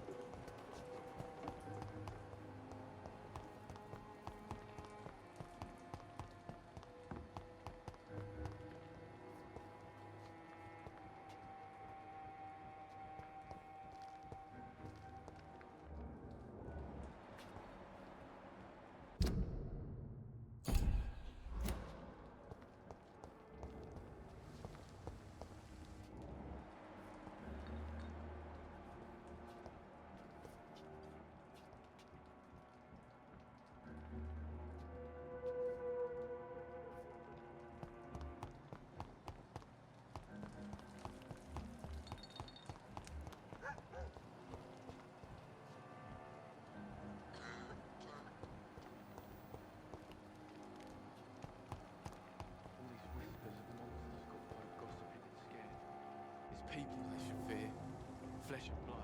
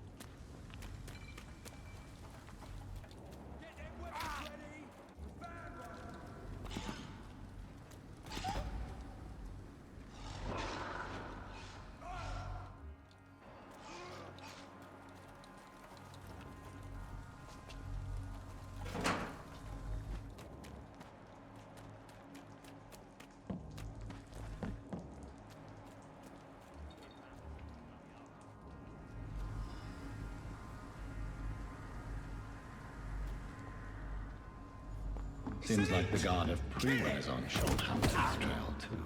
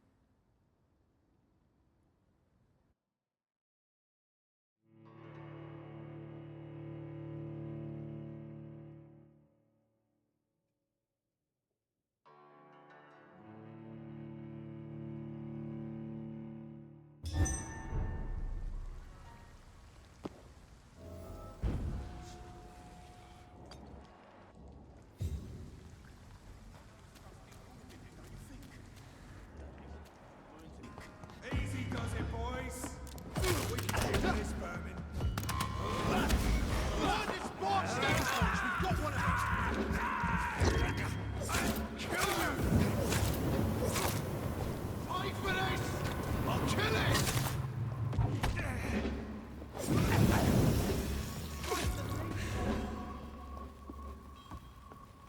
Die, vermin! Die,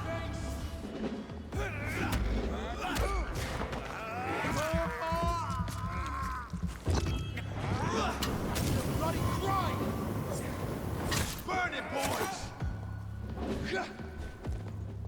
Die, vermin! I hate leeches!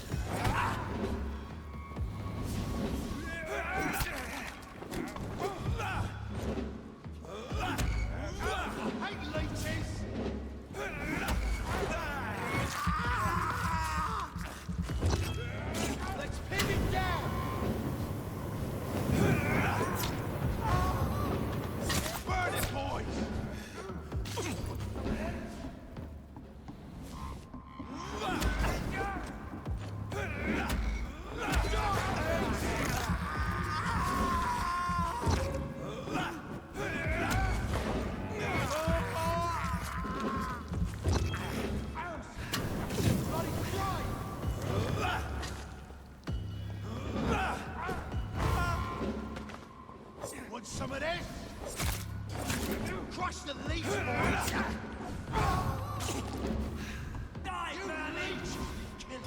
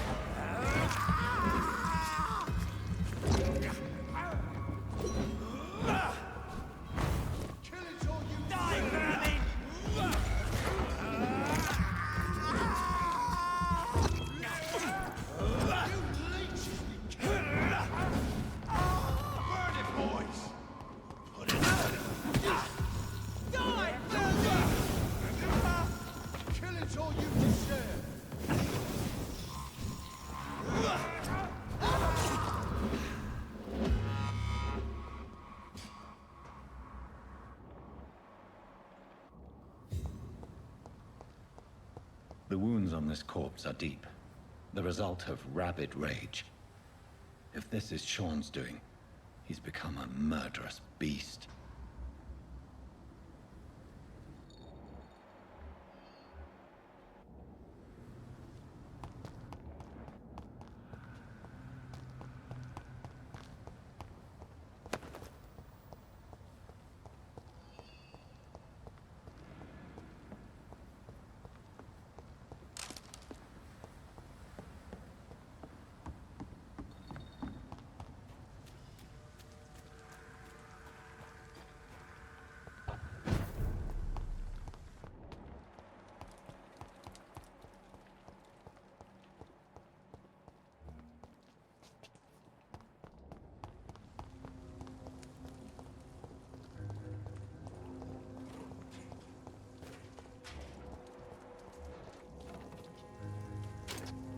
Evening, Rufus.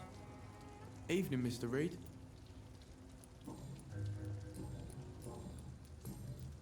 So long, Rufus. Be careful. Take care.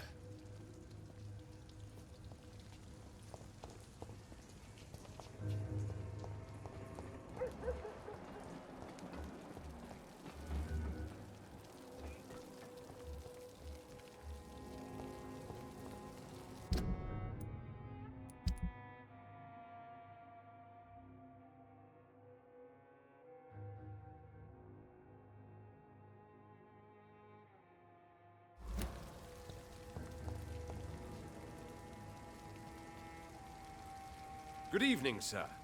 Have you witnessed any suspicious activity or strange events recently? And what do you define as a strange event? More to the point, who are you?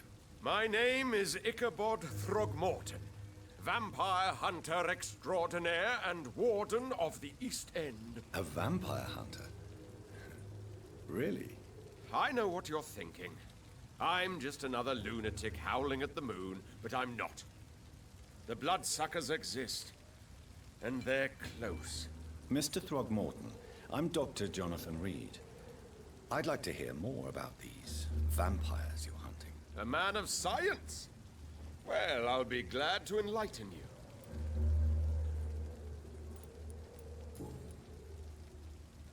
What can you tell me about this neighborhood? Did you hear about what happened to Jack Gillingham? Oh boy. It's a shame I wasn't around to protect him. It's impossible to protect everyone. The violence seems endemic in this part of town. But it's my duty. I am convinced Jack Gillingham was killed by a vampire. These evil rodents are spreading like a plague.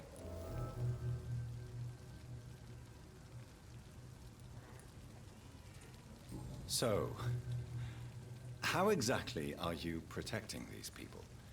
I'm curious. I patrol late at night, investigating anything unusual. I try and encourage people to stay indoors, but people are careless. Can I help in any way? Actually, yes. I plan to put up posters to alert the population to the vampire threat. Are you asking me to paste posters about vampires around the docks? If you wouldn't mind. If you did that, then I can focus on my patrols. How do you identify a vampire? It's simple, really. They can't stand daylight. They're afraid of garlic and holy symbols. They also cannot enter a house without being invited. Have you ever killed one of these creatures? Yourself, I mean. Of course I have. What kind of question is that? It's a dirty business, believe me.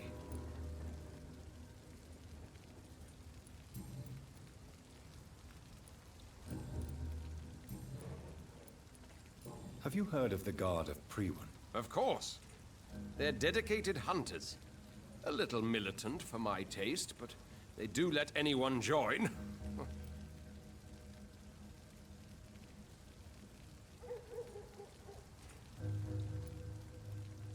Were you ever tempted to join the Guard yourself? I did think about it, but I'm more of a silent hunter. They're more of a sanitary militia. So you hunt alone? That sounds risky. Vampires are just like every other predator. They hunt when they're hungry and follow certain patterns. It's just a matter of observation and patience.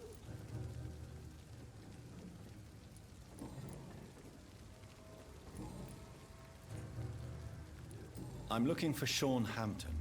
Can you help me, Mr. Throgmorton? The sad saint? He should be at his night asylum at this hour. But I cannot tell you how to find it, sorry. Really? Why is that? It's nothing personal, Doctor. I'm sure your intentions are good, but people who sleep there, they have plenty of reasons to hide.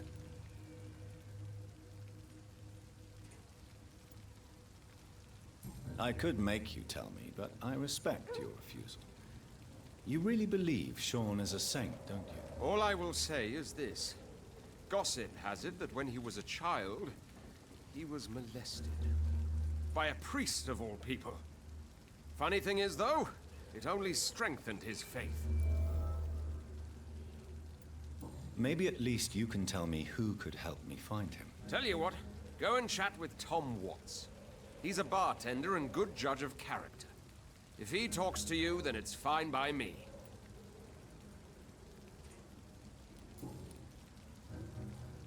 Goodbye, and good hunting, Mr. Throgmorton.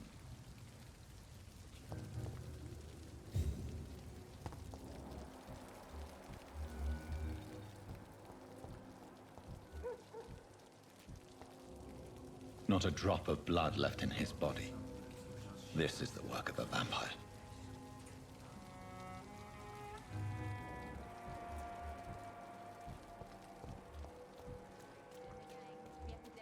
Everyone's throwing the blame.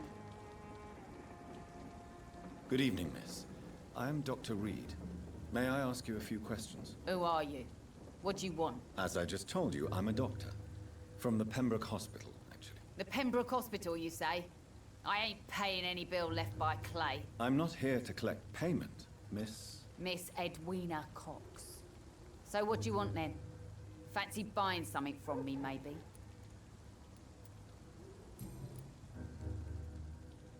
What can you tell me about your work? I'm a businesswoman.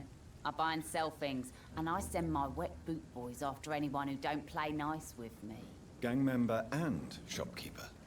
Can't be easy running double shifts. If you're interested, I may find use of a doctor who can freely walk across the city, you know. I'm not interested in a career in the criminal underworld, Miss Cox. Fair enough. Stay away from us then, if you don't want to get hurt, or worse. Since my return from the war, I don't feel that concerned by threats, knives, or even bullets, if you must know. That's exactly what that stupid trade unionist claimed after he attacked one of us. Booth and I reminded him a bullet beats words every time. You're quite blunt, aren't you? I like people who know what they want and say what they think. This is a time of great opportunity for those ready to embrace their destiny. What can you tell me about this part of town? You can't trust anyone around here. As soon as you lower your guard, you can be sure some arsehole will take advantage of you. Really? Don't you think that's a little bit excessive? Bastards, all of them. This region only responds to violence and threats. You sound like you're thinking of somebody in particular. Take the gravediggers of Southwark. They must pay me every week, but it looks like they forgot who gave them permission to steal from the dead. Looting corpses in a mass grave. That is a new low. Whatever. Hey, since you're a doctor and all, maybe you can access that forbidden area and remind those bastards what they owe. You still use your husband's name, Edwina. Why is that? Why shouldn't I? He may be a bloody bastard, but I'm still his wife and his name means something round here. You never paid him a visit at the Pembroke Hospital, did you? And I don't intend to. In Clay's case, I'm not against a medical mistake or a little help from the Spanish flu.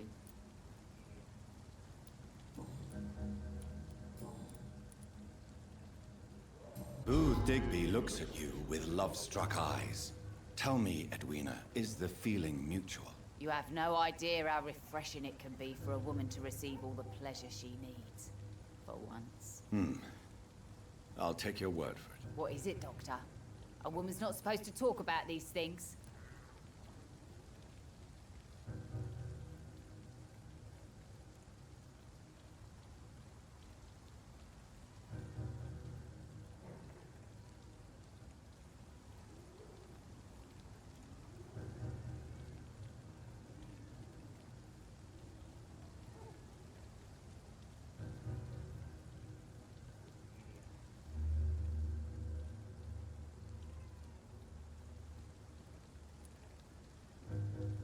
I believe you manipulated Booth Digby to get everything you wanted from him, both inside and outside the bedroom. The poor bastard is good to me, if you must know. He makes me feel good. And that's a first. So you're just like any other couple, after all, are you not? Yeah, we're so ordinary that I'd put a bullet in his head if he ever cheated on me. Tell me about the man you and Booth killed, Edwina. The bastard killed one of us and received retribution. There's nothing else to say. What happened exactly? I don't know, and I don't care. One of ours was killed by that communist bastard, but he didn't brag for long. So you have no idea what really happened, but you executed him anyway. No one messes with the Wet Boot Boys, Doctor. This is our territory, and this is our law. And your conscience is clear. You kill without hesitation. Violence is an efficient tool, Dr. Reed, when used properly. So you decide who lives and who dies, just like that. Yes, Doctor. Just like that. I'm not saying it's fair. I'm saying it's my way of dealing with troublemakers.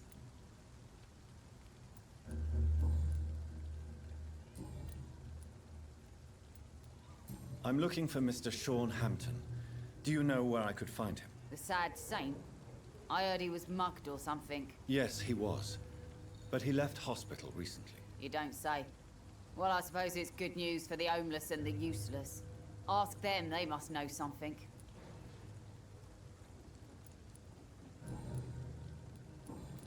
Can I see what you have to sell? As long as you have money, I'll show you all I have.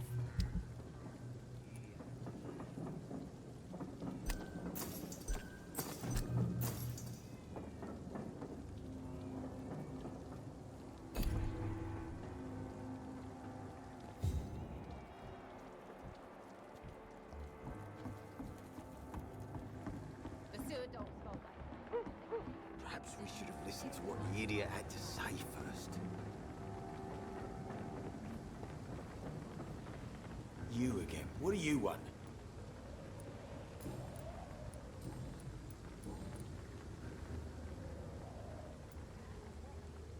Tell me about the man you killed, Booth. What happened? One of us had been killed, so we had to retaliate. That's the whole story. There has to be more to it than that. No, really. One of us got killed, so the killer had to die. That's how things have always been done round here. No one gives a shit.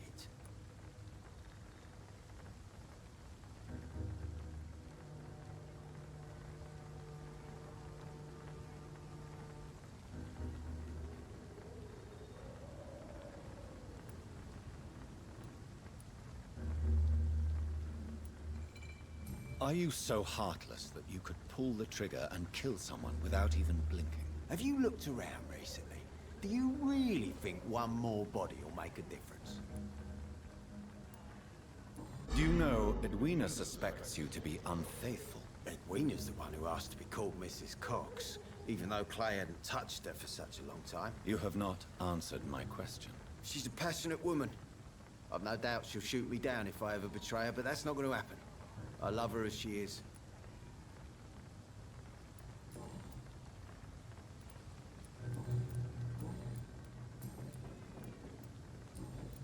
Goodbye, Mr. Digby.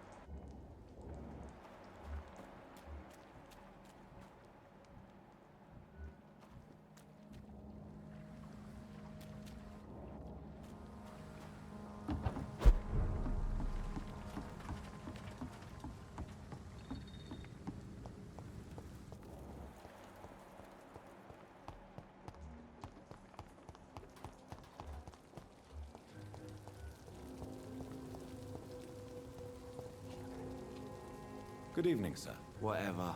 Don't you recognize me? We met a few nights ago. Don't take it personally. I spent a lot of energy forgetting what I did the night before. Yes, you had definitely drunk too much then as well. I'm Dr. Jonathan Reed. I'm Dyson Delaney. I'll try to remember you. This time. What do you do for a living, Mr. Delaney? I drink. I drink in the morning and at noon. I drink at night. And then I drink some more. Why do you drink so much? Maybe it's because I prefer dying slowly. Death can be so abrupt. Personally, I like to see mine coming at my own pace. You sound very sad, sir. That's because I am, Doc. Don't you work at all? I'd love to, but I don't have the time. Didn't I tell you? Drink in the morning and at noon. I drink at night. Is there anything in particular that you like about this part of town? Except for the cheap drinks, I mean. How dare you say such a thing? I love this neighborhood. So friendly. So joyful. No reason at all to rejoice, then. Life is hopeless and then we die, is that it? Let me tell you a story. All right. Go on. A few years ago, when I believed a resolute man could change things around here for good, a tragedy occurred nearby. What kind of tragedy? It was a bomb. Bomb that exploded and killed many people. Metal and blood everywhere. Shouts, fire, broken window of the shoe shop, the torn street light. You lost people you loved that day, didn't you? I've lost everything. But you know what the worst part is? I don't even remember where it happened. I've drunk so much to forget it. And now I can't remember where it was. I can't pay my homage to the dead. I'm sorry, Mr. Delaney. It's okay. If you ever find the place, just leave a flower for me there. Even if you tell me where it is. I'm not sure I'd memorize it.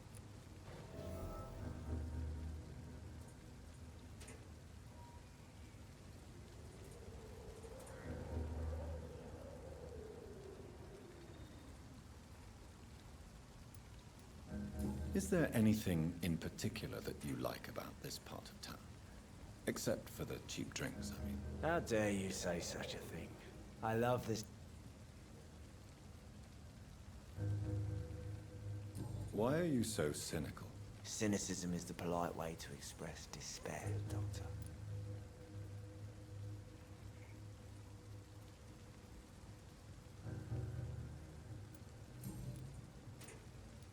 Is there anything in particular that... No reason... Let me... Another...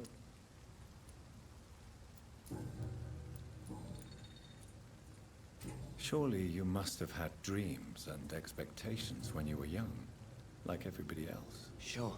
I wanted things to change. To really change, and to change for good. The bigger the dream, the harder the fall. Sounds like you were an idealist, which is honorable. No, sir. I was an anarchist and I believed that exclusive property is a robbery in nature. I wanted a new world to rise from the ashes, Dr. Reed. Do you really think the world is that bad? No, I believe we all can choose to make it better. But most of us are too weak, too corrupt and too guilty. I failed for sure, but others will come.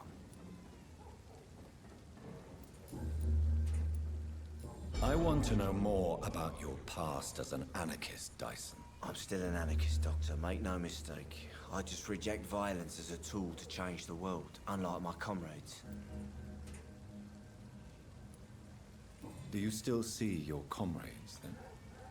Even if you don't agree with their methods anymore, I mean. No. I hope they'll come to share my point of view one day. I'll raise my glass to that splendid idea. Do you believe in a bloodless revolution, then? I do not believe in much anymore, Doctor. But I'll admit I like your idea of peaceful change. I like it a lot.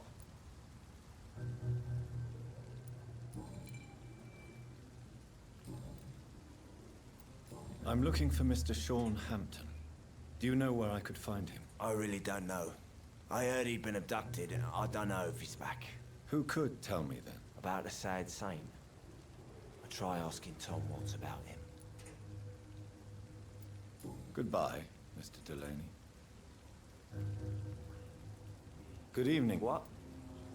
Inebriation aside, do you need medical help? Yes. I feel sicker than usual these days. Take this, then. And perhaps you could try to slow down the alcohol intake, too. Hey, Doc, you don't really want me to stop the only remedy I can afford. Goodbye, Mr. Delaney.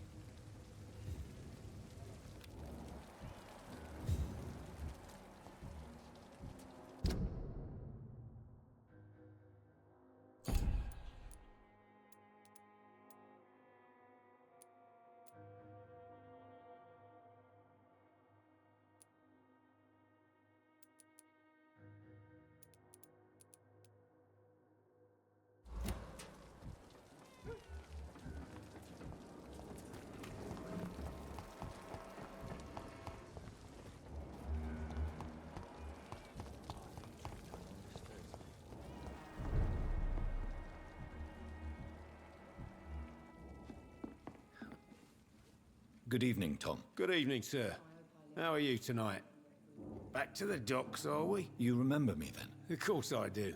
You're that man who seemed so lost when he entered my bar a few nights ago. Thank you for your hospitality. I'm Jonathan Reed, by the way. I'm still Tom Watts. Welcome back, Doctor. What can you tell me about this part of town? It's not that bad. Thanks to people like the sad saint of the East End. Who? Sean Hampton, our own private holy figure. Few are foolish enough to make peace with the gangs. Sean is one of them. How is it you can keep this place open? This part of town doesn't seem particularly safe. Well, since everybody needs a drink, my pub is considered neutral ground by most groups. I see. So you get pressure from all sides about how this place should be run, do you? Well, something like that. Nothing that a few wise words and a bottle of gin can't solve. You're something of a figurehead around here.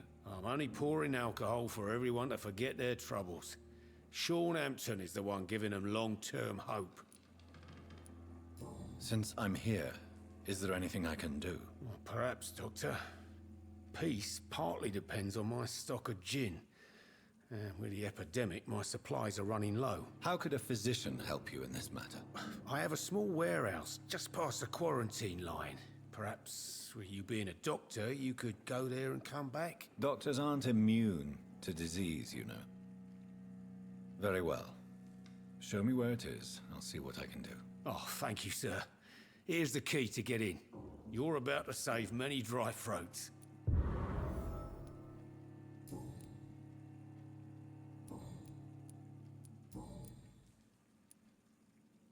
Sabrina seems very fond of you, Tom. I like her too. I really do. I know I'm her boss, and I'm much older and all. But I like her for sure. What is bothering you then? Sabrina is an angry one. She wears it like a coat. I'm not sure I can make her shed that anger. It hurts to see her like that. Tom, I need to find Sean Hampton as quickly as possible. I've been told you could help me. I heard the sad saint was recovering at Pembroke Hospital. Did he leave or something? I believe he returned to his flock. Can you confirm that? Oh, I bet you're right. Sean can't help but worry about the poor and sick. Oh, I guess it has something to do with what happened to him as a baby. Please, tell me. Well, I don't like to gossip, but I heard that the sad saint was abandoned as a baby in front of a Catholic orphanage in Dublin. That would explain his faith and need to help everyone. The important thing is I find him, quickly. Why not try his night asylum? He takes care of those who need a meal or a roof there. Where is it? It's in an old warehouse, northwest of here. Just follow the bank to the west and go north when you reach the end of the pier.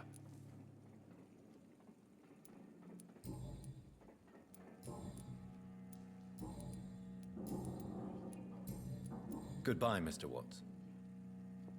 So few clients. What with the epidemic, no one dares go outside. Evening, miss. Well, I never. That's a first. Customers who make that much mess rarely come back. Never mind in fancy togs. I'm much more myself than when we first met. By the way, I'm Jonathan, Dr. Jonathan Reed. Welcome back to the Turquoise Turtle then, Doctor. I'm Sabrina Cavendish. How can I help you? What can you tell me about this area? People don't appreciate that line of questioning round here. You best be more careful with what you say, sir. You look concerned, Miss Cavendish. This is a bad borough. Most people I know are afraid. Most locals will rob you blind, or worse. You best mind your step.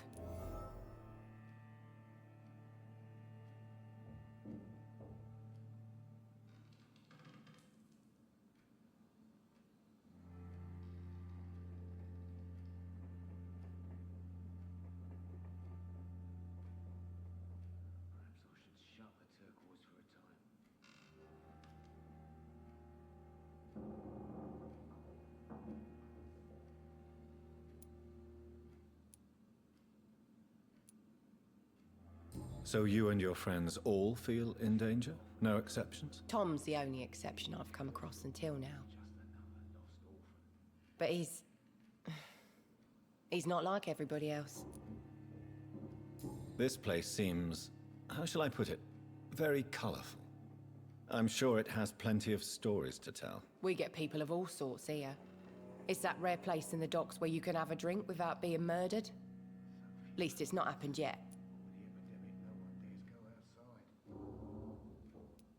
So this bar is neutral territory then? Yeah. Tom's convinced this is something the locals need. No one ever draws a weapon here. That's one of the reasons I accepted the job. Your boss must be quite the negotiator to force such an agreement. Yeah. Tom's a great bloke. Mr. Hampton, who runs the night asylum, he's the only other man that's able to keep peace around here.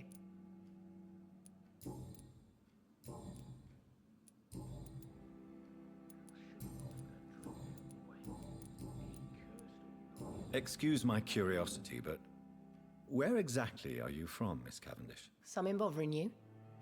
What, my name? Or my complexion? Believe me, I never judge someone on their place of birth or the color of their skin. If that's true, you'd be one of the few not to make fun of me. Just you, Tom, Dyson, Miss Fishburne, and of course Mr. Hampton. I'm sorry if I worried you. I was just curious to find out if you know this part of town well. Nosy. My dad was a sailor from Bombay, and my mum was a maid born up in Glasgow. They got married in London, and here I am.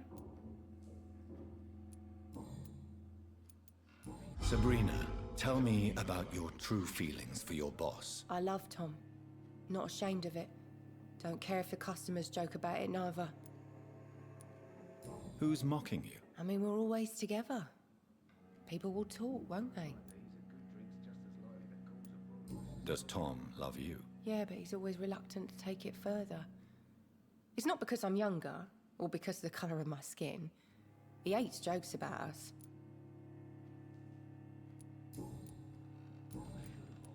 Miss Cavendish, would you be willing to help me locate Sean Hampton? You better ask Tom, sir. Why not answer me directly? We respect the privacy of our customers here, sir. Only Tom can decide who to speak to and what he'll say to them. Goodbye, Miss Cavendish.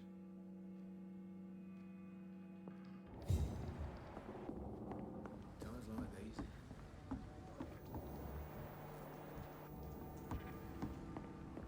Poor Jack. He didn't deserve this.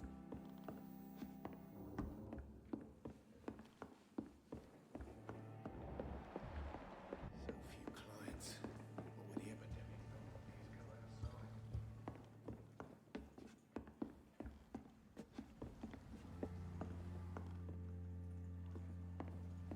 Wet boot boys get what's coming to them.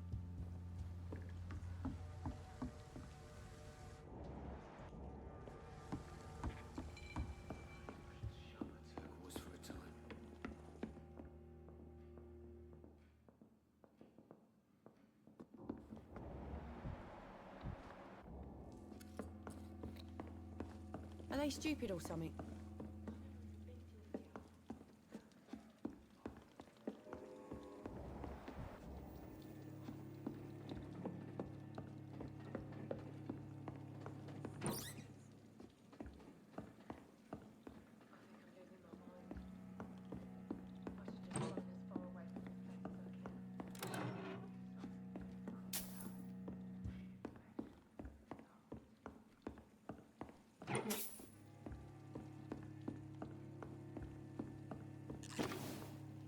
I should have offered a drink to the I hope boy. I live long enough to see them wet boot Cursed or boys not, get he's wood just done. another.